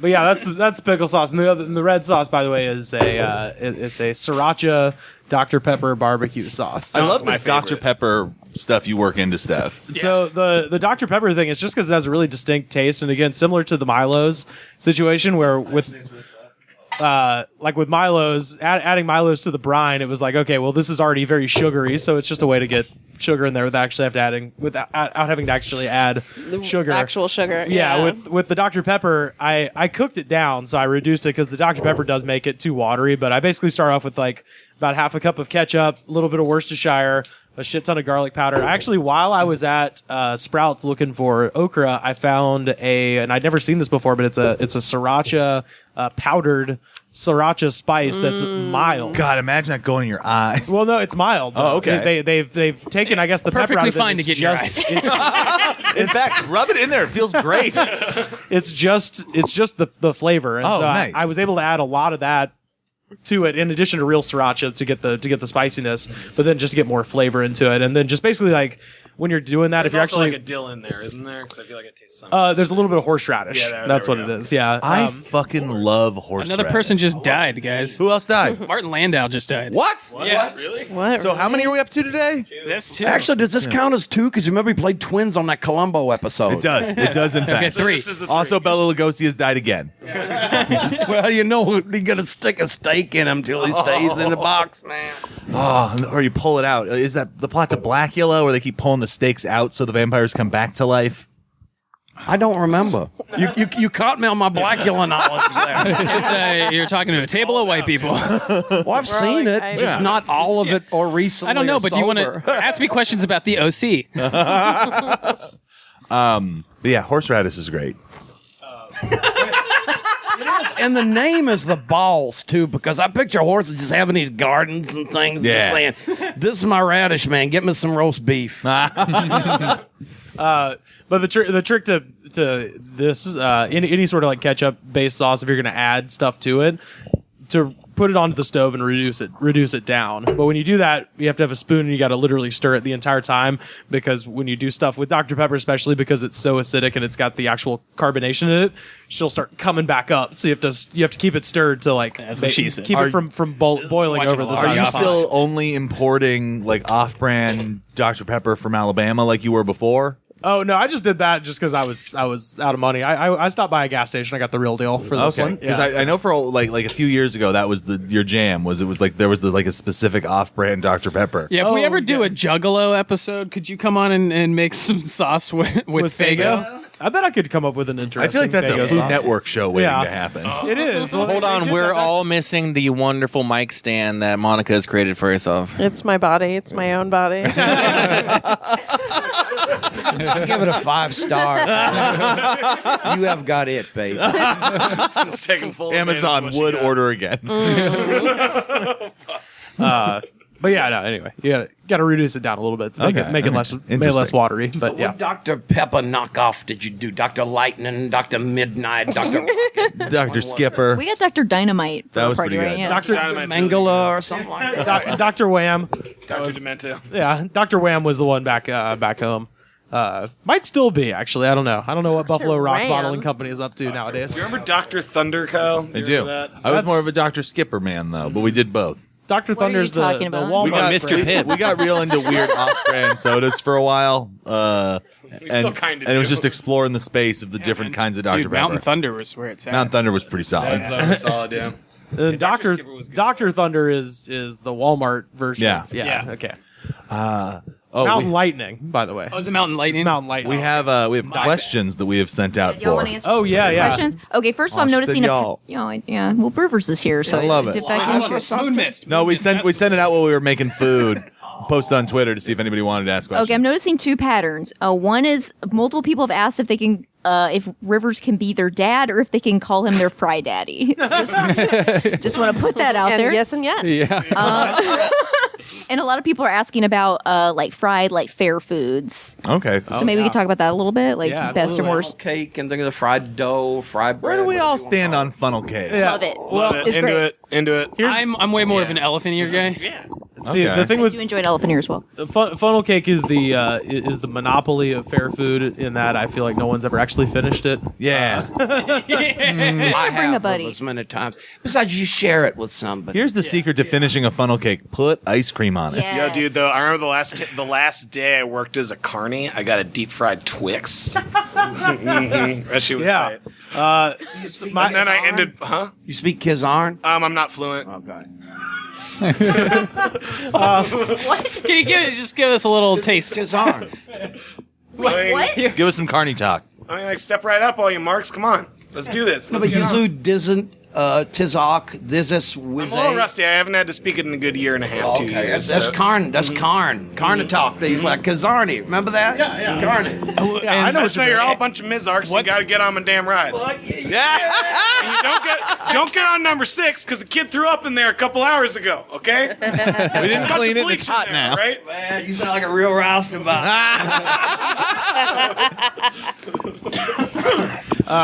With the funnel cake thing, I work as a tour guide. That's my other job, and we have a lot of Australian people, and they don't have that there. And so we'll often get to the Santa Monica Pier during the course of our day, and they'll go like, "Yeah, what's a funnel cake?" I'm like, "Oh, it's a bird's nest made of fried dough. You should get one." And and when they get one, it's hilarious because they just never experienced. Bird's nest is perfect. They That's don't what it know looks how to like. interact with it when they see it. They're Can I just say like, this about funnel cake though? It's like it's different, like different places you go and things. Because it's not always funnel cake, and some people do it waffle style, but there's other ones that do it like just like a big pile of dough. Yeah. And sometimes they call it, like in the Northeast, it's fried dough, they call it. But from what I understand, American Indians like it a lot, and they call it fry bread. Oh, and yeah. It sells a lot. The funnel cake, it looks like that because you're literally like putting batter through a funnel and just going like this over hot oil. And it's sick as fuck. Yeah, I don't like it as much as an elephant ear because I feel like it traps some of the grease in. I don't think I know what an elephant ear is. It's just flat dough. Yeah, fried dough It's just, is the other just name for fried that. Flat dough with a bunch of Wait, you're talking sugar. about the one with all the little layers in it, right? That's like sugar coated. It's sugar coated. Wait, I feel like we might think It's it's all the same stuff. It's the There are think two there's- kinds of elephant ear. It's a little flaky. There's the carnival elephant ear, which is just literally like throwing dough into a fryer, and there's like the pastry elephant ear where you're layering. Oh, that's the one I like. I didn't Yeah. know there was another one. that takes There's a skill. high-class version. The carny is just dumping, The Carney's just dumping. You can end the sentence there. That's what we do, guys. I like. Oh my god! I just looked up elephant ear, and it's like pictures of actual elephant ears. I'm gonna turn my phone off. Like severed off the elephant. Like, imagine an elephant ear if it's like dried in like jerky form. It's real bad. I would eat that. Like, that'd be awesome, try man. that, It'd be like yeah. the Messiah, son's eating my elephant ear and going out there and hunting a lion or something like that. I'll take it, man. The weirdest fried carnival food that I've ever heard is, and I don't really know if this made it out of Georgia, Alabama, Mississippi, because this sounds very much like a thing that would only be there. Fried Constitution. No, I don't know. You're underestimating I don't how know. much we love fairs in the Midwest. Have you ever heard of fried Kool-Aid, my friend? Oh, Fried I've always wanted to Kool-Aid. try it. No, Like that's a that different shit is one. not Okay. shit you can get in the LAOC or Ventura County believe it or goddamn not. fairs. Yeah, so It's not a coastal so elite thing. fried Kool-Aid is a dessert fried item where essentially I love the idea of it being a savory item. Well, you say that, people are like, what the fuck? Like, you can't reconcile those two words together. But when I tell you what it is, it makes sense. It's like, imagine a hush puppy, like that sort of shape and consistency, but they've mixed in a bunch of like different Kool-Aid flavors into the batter. Taco Bell and did then, that. and then they serve Exactly. Yeah. it. Is that right? Yeah, it was like crunch berries. Captain Crunch. It was like. oh yeah. yeah. So it's a dough. Like it's a dough. It's a fried dough, and then they put powdered sugar on it. So it's very similar to the funnel cake, except that there is flavors of it. So you can get like, I Oh. want fried grape or fried strawberry, and they'll have the different kinds. in Oh, a different interesting. thing. Icing in the middle. That sounds awesome. No, I mean there probably is in some way. The way I've had it has always just been as a thing that you would eat in a basket with there'd be 5 or 6 in a basket with fried with powdered sugar on top. The Taco Bell one was like eating one of those, like, those Dunkin' Donuts. Yeah. Yeah, it's like a cream puff. Yeah, it had the cream on the inside, and the outside had that crunch berry taste. Oh, we to it. ate those on the podcast, I Yeah. want to They were say. pretty Yeah, we good, did. man. Especially when you stone. You couldn't like. That's who that's for. Yeah, but the good thing was That's who Taco Bell You mean is for. fourth Yeah. meal? But like, it was one of them things like you couldn't make a meal out of them, gorge on. But if you had like one under the right circumstances or with a coffee or something like that, it was a real good dessert. I find that with a lot of carny food is that like it's a dessert that you really can't gorge real heavy on. No, well you can, and then you fucking feel terrible the rest Yeah, I of was the about day. to say, you really gotta. When I was working as a carny, it's a lot of bring your own lunch. Yeah, type hell of yeah. deals. Yeah. You don't really get food on the job there. Yeah, I keep waiting for someone to try to push fried salad. I feel like someone will figure out what that is. well there's fried butter. That's the Yeah. thing that they're doing down south now, where they're just deep frying an entire stick of butter. But it's Try so that, good it though. melts, man. I just put it in the pan over fried butter, and if they want some. I found that like I'm not crazy about like the fried candy bar, but a fried Oreo was fried pretty good. Fried Oreo, So good. fried ding dongs, fried Twinkies. Honestly, that's why the fried Twix is the top of the fried Because it's got a cookie in the it. cookie in Yeah. there. It's Fried got Snickers caramel. is kind of bullshit. Yeah, I'm not as big on the fried Snickers or the fried Milky Way. Yeah. But the fried Twix, if you're gonna go that route, like that's the way to go. But a fried Oreo is the king. Yeah, the one that I always see at carnivals that I've only gotten one time, but was just those. Have you ever seen the chicken yard long chicken on a stick or whatever? Yeah. Where it's a chicken on a stick that's 3 feet long and it's just kind of wrapped all the way around, and you know it's going to be bad chicken. Yeah. But Yeah. this particular time. This is maybe the worst I've ever bombed ever. Was at the first festival thing I ever did was this. It was a music festival called Secret Stages in Birmingham, and they decided to do comedy that year for some reason. And it was actually Rains who booked me. It was the first time I met Joe Rains. He just knew I hosted a show in Auburn. He was like, "Oh, this guy could probably host one night." I refuse to believe that Joe Raines just wasn't discerning in putting together a thing. It turned out to be kind of a rough situation. Well, no, it was pretty good overall. But this one night, it was Martin Morrow, our friend from Chicago, who was hosting. The bar was shaped like an L, and so all of the noise from the bar was just coming around this corner. And so you couldn't, it wasn't like you could handle the crowd because you couldn't see them. They were just being noisy around a corner. And the stage was the darkest part of the restaurant. Like it was like there was a blue light, a single blue light bulb above me, and that was it. And also I had to follow like Wes. a jazz singer. Yeah, it was like it was. I should have had people snapping. I at just me. had a situation like that same setup. I did a gig for the Julia Prescott book that was outside in this like park in Mount Washington, and the stage was in the dark in front of like an audience that looked like a wedding setup. But like behind them were all these lights, but there was no lights on you. But because the audience is backlit, it emphasizes how much darkness you're in. Yeah. So it's literally like you are the darkest point in the room, and then weird. the audience is fully visible. Yeah. And also that particular night I had to follow Wes Van Horn, which following Wes in Birmingham is a fucking nightmare because I love Wes to death. He's like my brother, but he brings so many people to the show that when his set is over, the show's over. Yeah. Like, you know? And so I had to follow Wes in this dark little fucking hole, just ate shit. It was the worst. And afterwards I was like, I'm hungry, and I just felt like shit. And I walked by, and it was a festival, so they had one of those little fried food stands, and I was like, all right, fine, I'm gonna get a yard-long chicken on a stick. So I got one. Fine. And I was like, I'm just gonna try to eat this in an alley. And I ducked down this alley. I ducked down this alley, not thinking that it would actually empty me back out in front of the venue. And I was the second to last comic. So while all this was going on, the last person had finished. The audience had emptied out onto the street, and I just proceeded to walk into this crowd with the physical manifestation of my own failure in my hands. I was like, oh shit, there's the whole crowd that just saw me eat shit. So I had to. Now they seen you eat chicken, honestly. Yeah, they saw me eat shit twice. Full diet tonight, man. How the hell do they make that? Fried chicken, and they put it on a stick. No, it's all they put it raw on the stick, and then they dip it down. They just have a. So is it like a bunch of chicken that they like? Yeah, so they'll have like a. So it's like a kebab. It's a kebab that essentially. That's where they've just stuck. Chicken kebab. Yeah, a chicken kebab. I didn't know if this was like some weird thing that they like made like some pink goop and then process it into a full blown like. No, they would just.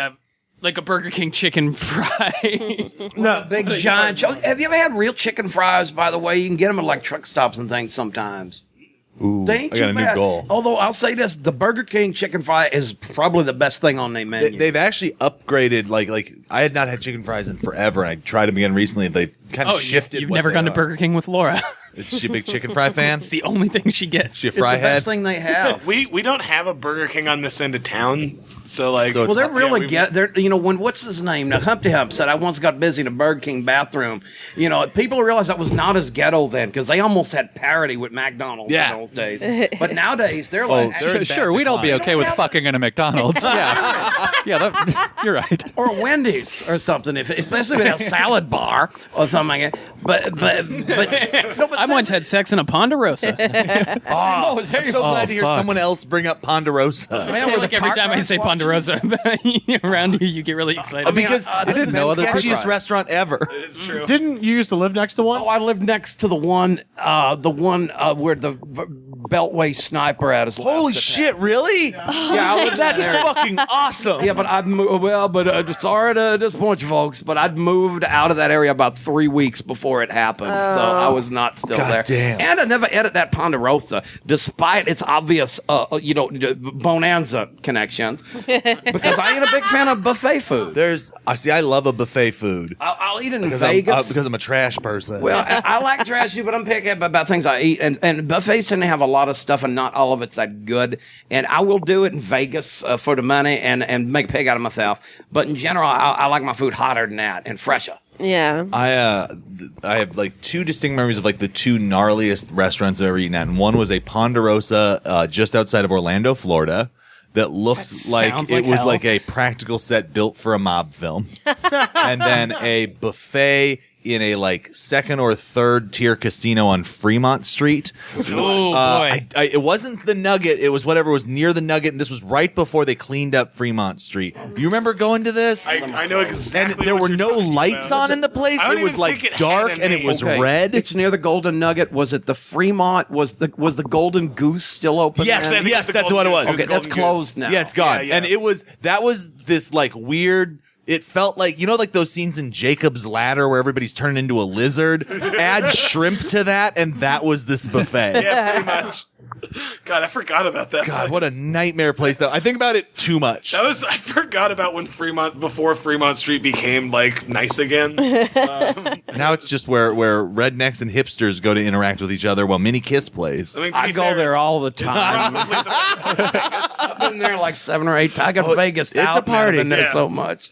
Remember that? I just remember like that pool place because it was when like those pool clubs became popular. Yeah. But like it just like this casino didn't understand that, and it was just a pool with like a place that you could. I buy know. beer It's in at the shower end with. of Fremont Yes. Street, the plaza. That's I the think. one. The one in the 7. The pool ain't there no more because it leaked into like the restaurant or something downstairs. The pool ain't there no more. That one had that one with the Shark Tank that you went through the water slide. Yeah. through. Yeah, they still have that, but they don't have the pool no more. I went to that one. Yeah. I know, they have that Claim Jumpers restaurant there. Well, that's all gotten upgraded. Yeah. This was 15 years Okay, ago. I went to that like 15 last years year. ago. 'Cause I Yeah. think it was like when right Bust- before it was- I think it was like right before I turned 21. Maybe. It was like Oh, no, this is two different trips, though, I think. Okay. When we went with Choate, Yeah, you we met up were with 21. my other friend Alex out there because he was doing light stuff. Your was working friend's for- name was Chode? Choate Alex with a Choate. C. Chode. He did. My bad. No, it's a normal name. He was doing tech stuff for Cirque du Soleil. Do we got more questions, Natalie? Yeah, this is from @DrewJoker. It cut off the rest of your name. Sorry. I bet it's Ingram. That's your Jokerbird. last name. Is there anything Rivers Langley hates cooking? Ooh. No. Really? Well, Make sushi right now. It depends. If I'm like working at a place, then yeah, I don't, But I don't no cook. medium you don't enjoy working in? No, there's definitely mediums I'm challenged by, particularly baking. Baking is takes it's hard. exact. It's really, really It's precise weird. Baking's science. like the Baking's one tough. kind of cooking I'm like vaguely comfortable with. Yeah. Jared's so good at baking. Regular cooking, barbecue, and baking are almost like 3 related. Oh, yeah. They're Yeah. totally different different. skills. Because to me, baking is like chemistry and patience. Yeah. Yeah, and I have neither of those abilities. Yeah. so- But barbecue, it's funny because barbecue seems like chemistry too. Yeah, to me. there's a little bit to it, but Barbecue is like pretty hard to fuck up. I feel like. I disagree. Oh, get him. We all got mad at you. no, I get what you're saying. It's less hard to fuck up than baking. Yeah. Because if you put too much baking soda, then the thing explodes and you can't eat it. With barbecue, it's like Get everybody liquored up enough so they'll eat anything that you serve. Yeah. yeah. With barbecue, it's If it sucks, you just slather it in barbecue sauce and it's fine. right. Yeah. You are a beer. monster. I mean, No, like, I you get don't what he's want saying. that, but like, You don't want that, but I get what you're saying. Yeah. I mean, meat's gonna be good. You don't want that, but we've all eaten a McRib. right. Yeah. Yeah. Although, dude, at the party, my friend, the bad Alex Johnson, he brought vegan ribs, and they literally just tasted exactly like a McRib. Oh, that's crazy. Zero That makes difference sense. whatsoever. It just tasted exactly the same. I would love it if one day McDonald's was just like, by the way, we've never served a single piece of meat. Like, it's been weird soy vegetarian stuff this whole time. Also, super unhealthy still. You're all fat. I mean, it's all vegetarians. just like molten. It's like the Impossible Burger at. Have you had that yet? No, I'm not. I almost texted you about it, like just to know The that like Impossible Burger is the one at Umami Burger that bleeds. that bleeds. You know, like when you see the Virgin Mary statue. About the Umami Burger, that bun is not vegan, so that burger is actually not vegan whatsoever. Oh, that's stupid. So is Umami Burger pretty much overall. And actually, I think the binding agent for the burger itself is also. But it bleeds. So it leads. There's another one that's called. I've never been like. I wish this was Beyond, bleeding. There's another one called Beyond Burger that Follow Your Heart makes. That's pretty good. I wish everyone who like runs Umami Burger was. Because I hate them so much. I wish you guys were bleeding charge right now. extra for ketchup. Oh yeah, that's What? crazy. When Yeah, did they start charging extra for ketchup? Well, I haven't been there in a few years. I mean, it's been probably 6 years since I've been to an Umami Burger, but I was like, I would love a little more ketchup, and they're like, that'll be like $1, and I was like, oh. I didn't realize I was going to walk out of this restaurant in a rage right now. Are you trying to help me diet? The thing I always hated cooking though, when I used to work at a steak restaurant, and it was called Stakeout. It was owned by a former police officer. Oh my God! Oh yes. And never showed up, but he was usually across the street. I changed my whole stance now. Totally, I'm on Team Blue Lives Matter. The guy who owned the place, nice guy, but he was, he was, for instance, in order to get us to sweep the make lines properly, he would like hide one ketchup packet underneath the make lines to ensure that we were all going all the way underneath with the brooms and shit.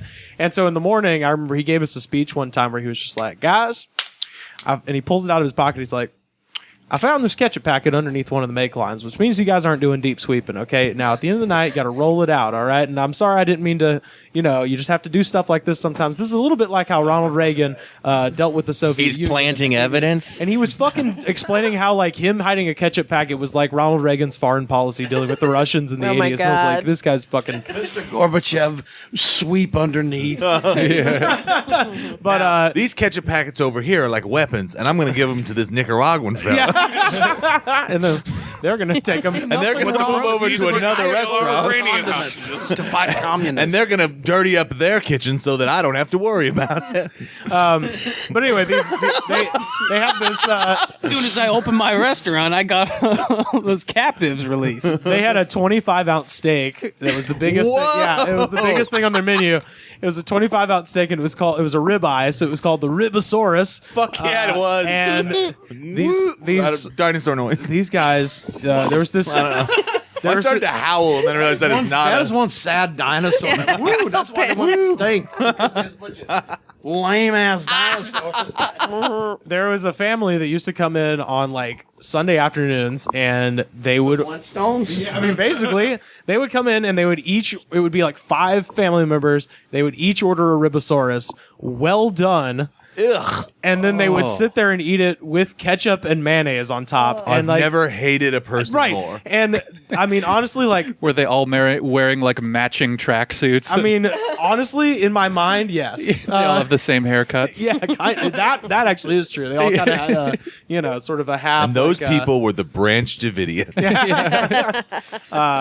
But I don't know if you guys have heard about this Donald Trump guy. It's not great. But What does he do with his food? the well done steak thing pisses me off maybe more than any other thing about Trump. And you So can wait, talk is he a to- well done steak guy? Have you not heard about Oh, this? yeah. Well done steak as- and ketchup. Yeah. Wait. Yeah. As a person who used to work in restaurants, Do you wish you could take back your vote now? Yeah. I mean, besides, I don't see how that's going to make America great. That wasn't part of his Let's promise. say though, man, we're living in an era where people think that furries are actual human beings, but people are really into food fascism nowadays. They're like, oh, y'all can't eat these things together, and oh, y'all can't eat these things Remember, together. you're talking about someone who's operating on a sauce-based segregation system on his plate. So I'm a little more conservative than you think. well, Kyle's the Jeff future. Sessions of sauces. look, I'm not like The plates are of equal size, look, I'm not a big, whatever. People, you can eat whatever you want, but except a well-done But steak when you're with ordering a ketchup. steak, either get that fucker medium or below, And even that's a goddamn My crime. order is as rare Or as get a you're fucking legally allowed to hamburger. hand it to me. Get it either medium or less, or get a goddamn hamburger. Isn't it healthier though if you cook it full? Who cares? You're living an awful life. No, I think He's the president. No, I think He has I to feel stay like healthy that's for our a- Here's country. the other thing, though. We Is don't That's wanna an get outdated- germs. he'll eat a steak like that as his litmus test to how good the chefs are doing in his hotel restaurants. yeah. But anyway, to answer, So it's He orders meatloaf. a shitty thing, and if they make Yeah. a good shitty thing. He judges them on their quality of meatloaf. Oh, it's and their like well The done Apprentice. steaks. Is when you it think weird of that like I've watched a lot of injustice happen, and now I single-handedly realize I have to fight the president? Now you have to get out into the streets. Like the CNN CGI thing's gonna tag me in, and that fight's gonna take a different direction for this next half of the Pilot battle. just joined an Like, I just joined Antifa. I just got radicalized. Just join the like a crudish militia. now. yeah. I mean, I feel like I speak for everyone who either works in a restaurant or used to work in a restaurant. We all know the guy who would come in and order a well done steak, and he's a fucking asshole. No, nobody in a leather jacket like who's tipping real well is also going, give me the fucking most well done No. steak you can. No, and if they like that, then they get a goddamn hamburger like a fucking human. Yeah. Anyway, that's your answer. Well-done steak people. Hey man, don't send your letters to me. I don't care what y'all's eat. I don't care about anything else, but man, a well done steak is Because infuriating. you're just wasting a piece of meat. It's disrespectful to the cow. Frankly, it really is. It's like that animal In the Bible, that animal. it says a rare steak is wrong in the Bible. No, I want to see that cow's eyes as I I become knew a Kyle loved shadow Satanism over it. for a reason. Oh, I'm against the president. I'm pro Satan. I'm everything this country's afraid of. We got another one. Yeah, how about I say maybe we'll wrap up with this one. All right. Okay, it's from speaking of steaks, @steak_Pliskin. This is Good. Steak Pliskin, shout out. Can we include an induction of someone this week? Oh, for the Hall of Oh, Fame. shit. Oh, yeah. Shit, whose turn is So it what are the this week? parameters for your inductions? I think it is. Have any? That's our problem. Okay. So this is the thing we started doing on our podcast recently, sort of inspired by your weekly rad. We were thinking because they do a big announcement at the beginning of every year for the WWE Hall of Fame, and it's always this thing where you're just like, There's what? no museum. Really? No, there actually isn't. And that's why we were also inspired by WWE, because they don't have a physical Hall of Fame. So I'm like, oh, you don't actually have to have a building for this. Let's just do a Hall of Fame. Does it seem weird to anybody else that Vince McMahon's leaving that money on the table? Oh, they're working on it. They're that, going like to build. Jackson, Florida doesn't have the It's gonna be- WWE Hall of Fame or It's going to something? be Orlando. Yeah. And they're going to That build makes it perfect eventually. sense. Well, because that's where they're moving their whole operation. Build it, the marks will come. Fuck yeah, I'd go to that in a second. I'd go through Yeah, I'd that. probably do that. Yeah. But anyway, inspired by that and everything, we decided. I want an interactive display that's just got the different sense of wrestlers' smells of their sweats. It has a jobber simulator. We just go in and Vader kicks your ass. just get punched in the face repeatedly for 5 minutes. That'd be awesome. They have a different old timer come in every day just Yeah, to beat up fucking. I like the idea that there's a kid's place where there's a face paint booth that gives you a crimson mask. Stu Hart just stretches you. Yeah, they get the little, the razor blade, and there you go. Yeah, teach him how to gig. But the gig booth. yeah, the gigging booth. Oh god, and just kids coming in like, "Mommy, look, it doesn't even hurt that bad." I thought you were going to get the Ultimate Warrior now. You went with Ric Flair instead. But yeah, no. Inspired by that, we've decided every week we're gonna put somebody new into the Goods from the Woods Hall of Fame. And let's see, our first episode we had we couldn't decide on what was it? It was somebody in Genghis Khan. Ken Berry. It was Ken Berry and Genghis of F Troop and Genghis Khan. So we were trying to figure out what's kind of the Venn diagram. And we decided it was Telly Savalas, Abner J, the great one-man band from Georgia. It was great, by the way, when I was listening to that, because like I thought to myself subconsciously, "Oh, it's gonna be Telly Savalas," long before it came up. Yeah, And then someone realized it was not prompted. It was just I just assumed that was who was going in. Yeah. And then Sure enough, he did. Don West, famous TV pitch man. That was a good one. Dude, that was Pat's. Man, that guy amuses Pat to no end. Oh, he's the, amazing. The things that entertain Pat sometimes. I got to tell you, man, Don West, man, I won't be a Don West hipster, but I never watched him as a wrestling guy. I watched him on Home Shopping all through the 90s. That was like a big, cable thing in them days. Yeah, but we did a whole Hall of Fame. What was episode. the two boxers? So recently, yeah. So now every week we're doing an induction, and the one my first solo one was Max Schmeling and Joe Lewis. Max Schmeling being a guy that Hitler really loved. I was about to say that's the boxer who beat Joe Lewis in the 30. It was 36. 36 Olympics. Yeah. It's, not at the Olympics. It was just at Madison Square. But they. I thought they fought in the Olympics in Berlin. No, Jesse Owens. No, well, there were no, because he was already a pro at that time. The Olympics of Berlin, it was Jesse Owens was the big hero of the 38 Olympics. But they. Monica's just filming Luke chilling because he was like looking off at the sunset, like just not a care in the world. And she's just this weird voyeur, just taking it in. Yeah. But yeah, it was Max Schmeling and Joe Lewis. Was this is all stuff you can. That was a hear. great story you told on that episode. I love that story. I've always thought that was just such a fascinating thing about. Basically, it was a guy who wanted nothing to do with Hitler, but was like an amazing German athlete. So Hitler kept being like, "Come on, we're cool, right? Huh?" And he's just like, "No, back off, you fucking weirdo. I'm fighting for me." And anyway, Hitler ended up sending him on all these crazy missions to try to make him a hero. So he would. And sounds like the story of Rommel. It's pretty incredible, and he would just it's not. I mean, Rommel, no, whatever. But he would end up just going to hospitals and because he wouldn't fight. He was just like, I'm not into this. So he would just go to hospitals and sign autographs and stuff because he was just cool. And then after it was all said and done, he ended up making a lot of money. Joe Lewis basically ended up bankrupt, and this dude ended up giving him a bunch of money, and they became pals when they were old men. So I just thought that was a cool story. Pat inducted Grace Jones into the Hall of Fame, and then last week, Goodnight did Lucinda Dickey. Yeah. Of the Breakin' movies. Yeah. Star of Breakin', and I think the last one that will be out, it's not out as of this recording, but they will be out. I induct Swamp Dogg into the Hall of Fame, and Swamp Dogg is one of my favorite musicians ever. He's a psychedelic soul musician. Is basically a guy who was singing, like competent, fun, but ultimately kind of uninteresting soul songs, and then started doing a bunch of acid. And his record from 1970, Total Destruction of Your Mind, is one of the best soul albums of all time. I've never heard that. Oh, we should crank it up after this is over. It's fucking great because it's just a guy who sounds like Wilson Pickett, just being like sitting on a cornflake and shit. It's fucking yes, please. It's real good. So yeah, that's what he's asking about. Can we do an induction this week? Well, it's Pat's turn this week, but since Pat ain't here, let's I don't know, override him. I was gonna say, yeah. I feel like we got to come to some kind of consensus. I got one. Yeah, what do you got? Let's do a good night one this week. Columbo, Peter Falk. There was a lot of controversy about who should have went in first, Columbo or Kojak. So let's put Columbo up in there now. Peter Falk, also in The Princess Bride, also in a lot of things, all of which escape me right now. Over to Columbo over The Princess Bride. He worked glass eyes. Well. No, he worked with Cassavetes on a bunch of stuff. Did he? Didn't he? He probably did. Yeah. He was in that movie with that car, The Great Race or whatever. They had the car up at the Peterson Museum. Oh, yeah. The Professor Fate car. That car was bad. That was my favorite car they had. Yeah, up in I think he was one of Cassavetes guys. His drinking buddies who he'd put in stuff. Really? And he had a glass eye. Yeah. Peter Falk's dope. Peter Falk is real dope, man. So I nominate him. All right. Well, this week's. I have a pitch for ours. Oh. Can we maybe Screaming Jay Hawkins? I know that was the first person that popped in my head. Oh. Yeah. Are we allowed to double induct? Well, why not? Yeah. Can I throw one in? Yeah. I'm gonna go Alex Chilton. Oh, fucking A, yeah, for Big Star. Yeah. Yeah, hell yeah. Luke is going to go with Fred Durst, of course.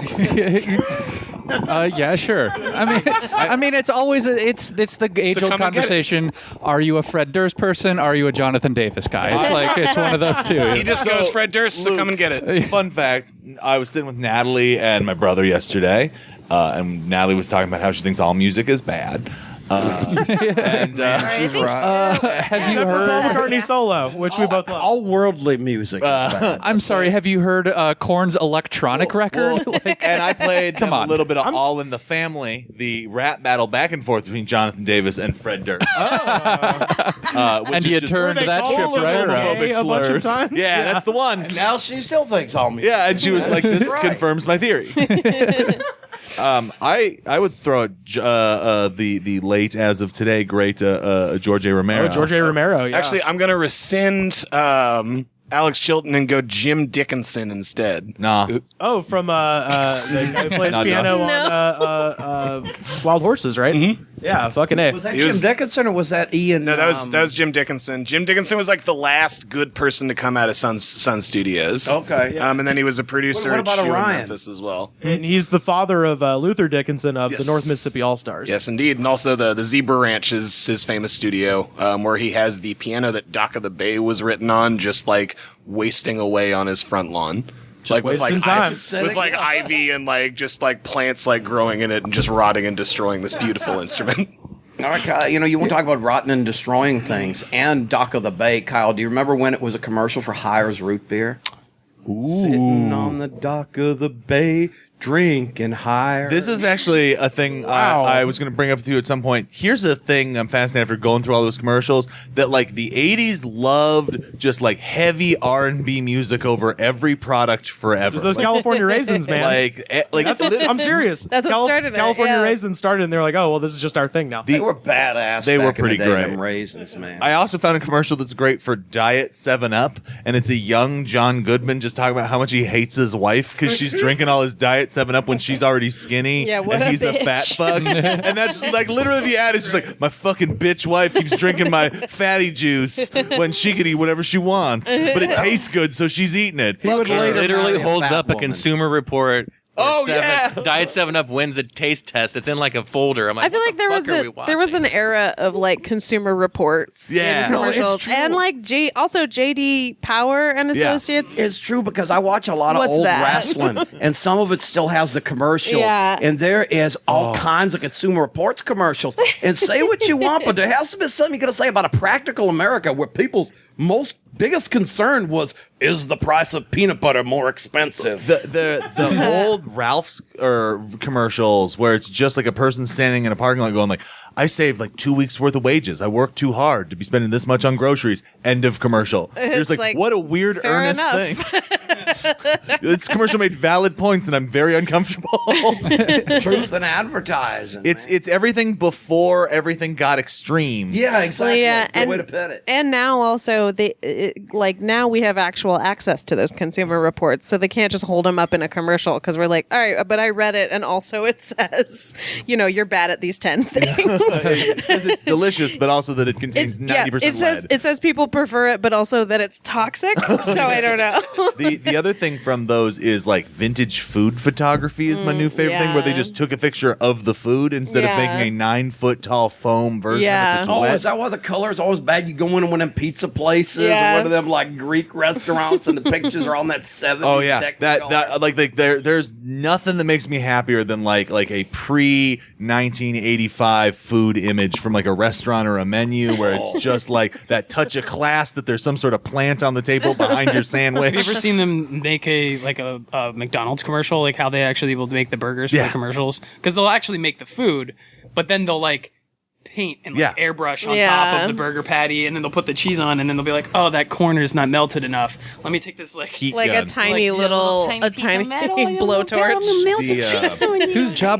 Whose job is it to like bounce the burger in the shot? Oh yeah, like a pog slammer. Like commercial photography, though, ain't food real hard to photograph? Yeah. Yeah, that's what I've heard. There's my other comfort food on YouTube is all this thing that's just all old regional drive-in like trailers and then like intermission and refreshment stand ads. So it's like just some asshole with an 8mm camera filming the food from their actual refreshment stand. And first of all, the number of them from like the 50s that are explaining to you what pizza is pretty great. And it looks disgusting. Yeah, everything 50s looks food is awful because it's disgusting. just like some like 58-year-old white guy just like filming like the shitty barbecue burger that he just like quickly assembled to film this ad that to him means nothing, like that then ran for 20 years. Now, I'd be curious about that pizza thing, too, because pizza is one of those things that just eventually was everywhere. But if you look before World War II, or I would say before Dean Martin, it seems nobody ate the damn thing. Because they didn't trust an Italian before Dean. Well, there was Columbus. Well, and he had the song. That's true because that's amore, man. Yeah. When the moon hits your eye. It really Which is a 50s song, I believe. So it's like, Yeah, that's what I like mean. like in the 50s, we're like, all right, Italians, you're in. No, man, Dean Martin understood the white now. Italian psyche. You got to understand that because he had that song, Love is Like a Racehorse or something like that. And it combines the Italians' two favorite things besides eating, which Gambling. is gambling and love.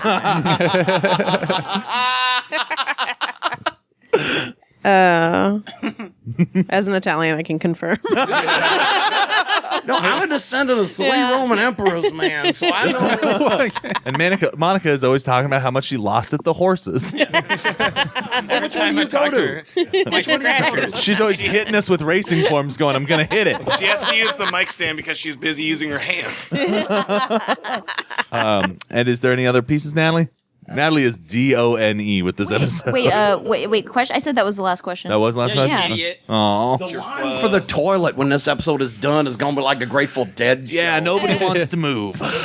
It's going to be like we're going to put the mics down and then no one is going to get up. It's just going to be a pause. I might beeline it because I'm practically doing hop right now. You've been drinking I know, I've out drank of a lot a of gallon iced tea. jug. I gotta say, that thing was full when I got here, and there's like not even I feel an like the eighth last left. piece of information everybody should have just to add to the Goodnight image. He has been holding an unlit cigarette for the entire the entire show. entire 90 See if they minutes. let me smoke when we recorded this. I made it this far. Hey man. You can light it. Yeah. Oh, now you tell me. Outside. I just want to beat me to the bathroom when it shuts off. All right, so we'll just go around. We'll just do Twitters or Instagram or what anybody wants. At Kyle Clark is rad on the Twitters and Instagrams. I'm at Mighty Monica. It's Monica with a K. And also our podcast is at WDYL Pod. Oh, you can Oh, look you guys me have up through Twitter the now? goods. Oh, okay. I'll tag you guys. What? Nothing. I thought you guys didn't have a Twitter for a while, right? Yeah, we didn't for a long time. Okay, but now Also, you we do. barely update this one, but follow it anyway. Okay. You can find us on Facebook, facebook.com/thegoods_pod. We're on Twitter @thegoods_pod. Mr. Goodnight, what should they do when they get to iTunes? They should rate, review, and subscribe because that shows the attitude of gratitude. And if y'all don't have the attitude of gratitude, then fuck you. And I'm at Rivers Langley, and he's at Spalvita Cowboy. I'm on Twitter and Instagram at Luke F. Jensen. Our show Twitter is at WDYL Pod, which once every 2 months I'll use it to tweet something mean about Monica. Yeah. And that's about as much as we use it. Yeah, typically Luke uses it because he doesn't understand that he's accidentally switched accounts. So he'll just tweet his own jokes and then not fix it. You can also catch Luke later tonight drag racing for pinks in the hot night streets of Miami. Follow Monica on Instagram for what Luke looks like right now. And, I'm Matthew Burnside. I'll let Natalie plug the show. At Natalie Hazen, you can find us at This Is Radpod or at our website, thisisradpod.com, podcast.com. Yeah. Shout out to Richard Eden I for blew making it, everyone letting here's Natalie website. Yeah, I was going to say, shout out to our webmaster up there in the North Pole. I feel like Except if you for look us. up above, he's like the Holy Ghost hanging above us all right now. Burnside blew it like Fredericksburg. Also, I think it's Richard's birthday the day we're recording this. Yesterday. It So was yesterday. Oh, that reminds me. Our webmaster, Richard. I just Richard didn't Eden. check my phone Thank yesterday, you so for it's the news. Should we all today. sing? something? Oh, yeah, keep talking. Because I for got that. presents. Jared, what's your Instagram? Where's Forrest running? You're going to pass? He's secretive. I think you just want to take a bathroom break and beat the crowd. Yeah, that's probably what he's What's your Instagram? Instagram is Think Santiago. Twitter is PTR Casey. And Tide Mouth is my band on all social medias and all that jazz. And you have an EP out? Yeah, EP pop songs. We just got the cassettes in for it, so we'll have physical copies of our. Where would one record. get that? We're gonna do You it. don't know. You genuinely don't know where people could buy your We record. haven't set up on our big cartel yet. I don't know the guy who put it out, okay? I haven't met him in person because he's going to give us the tapes and we're going to meet him for the first time, like, at the show. All right. Burnside? I've got presents for Rivers, but it's probably not decent for a podcast. I don't know. They can turn it off. They got they're good. They probably already Also, have. shout outs to Rivers for his Clippers shirt. Oh, yeah. Yeah. I got a couple of Clippers boys here. Well, full disclosure, the shirt was free, and I figured I can get grease on a free shirt. That's fair. I don't give a shit. That breaks about my heart, basketball. but that's fair. I mean, whatever. If it was interesting like football, then Should we sing to Rivers? Yeah. And Richard Eden. Yeah. And Richard It's Eden. closer to Richard's birthday than mine. I should mention this though. Pat's birthday was July 4th, right? Born on the 4th of July. He was. Rivers is born on Bastille Day. Oh, you guys are freedom boys. Yep, and you were born on Alexander the Great's birthday. Yeah. Not necessarily freedom, but greatness. Yeah, I was about to say that is not freedom. It's very much not freedom. No, but it's greatness, military genius, all the things you think of when you think of Mr. Goodnight. I think probably the second best dictator the world's ever Yeah, seen. weeping I'd say for Khan. their- It would be the best. And weeping for there were no more worlds to conquer. Yeah. I would say, if you consider it as a collective, the Romans were really. The Romans are up there. I think Genghis Khan wins because of sheer size of territory and level of control over a period of time. True, but Khan wasn't. This is insane. It's funny because Monica said what Natalie was thinking. Rome lasted 1,000 years. I'm just And the gonna hit Byzantine stop. Yeah. Bye, everybody. Okay, bye, guys. The Goods from the Woods was mixed, edited, and distributed by me, Rivers Langley. You can find the show on Twitter at The Goods Pod. Our theme song was composed by DJ Smiles. Check him out on Twitter at DJ Smiles.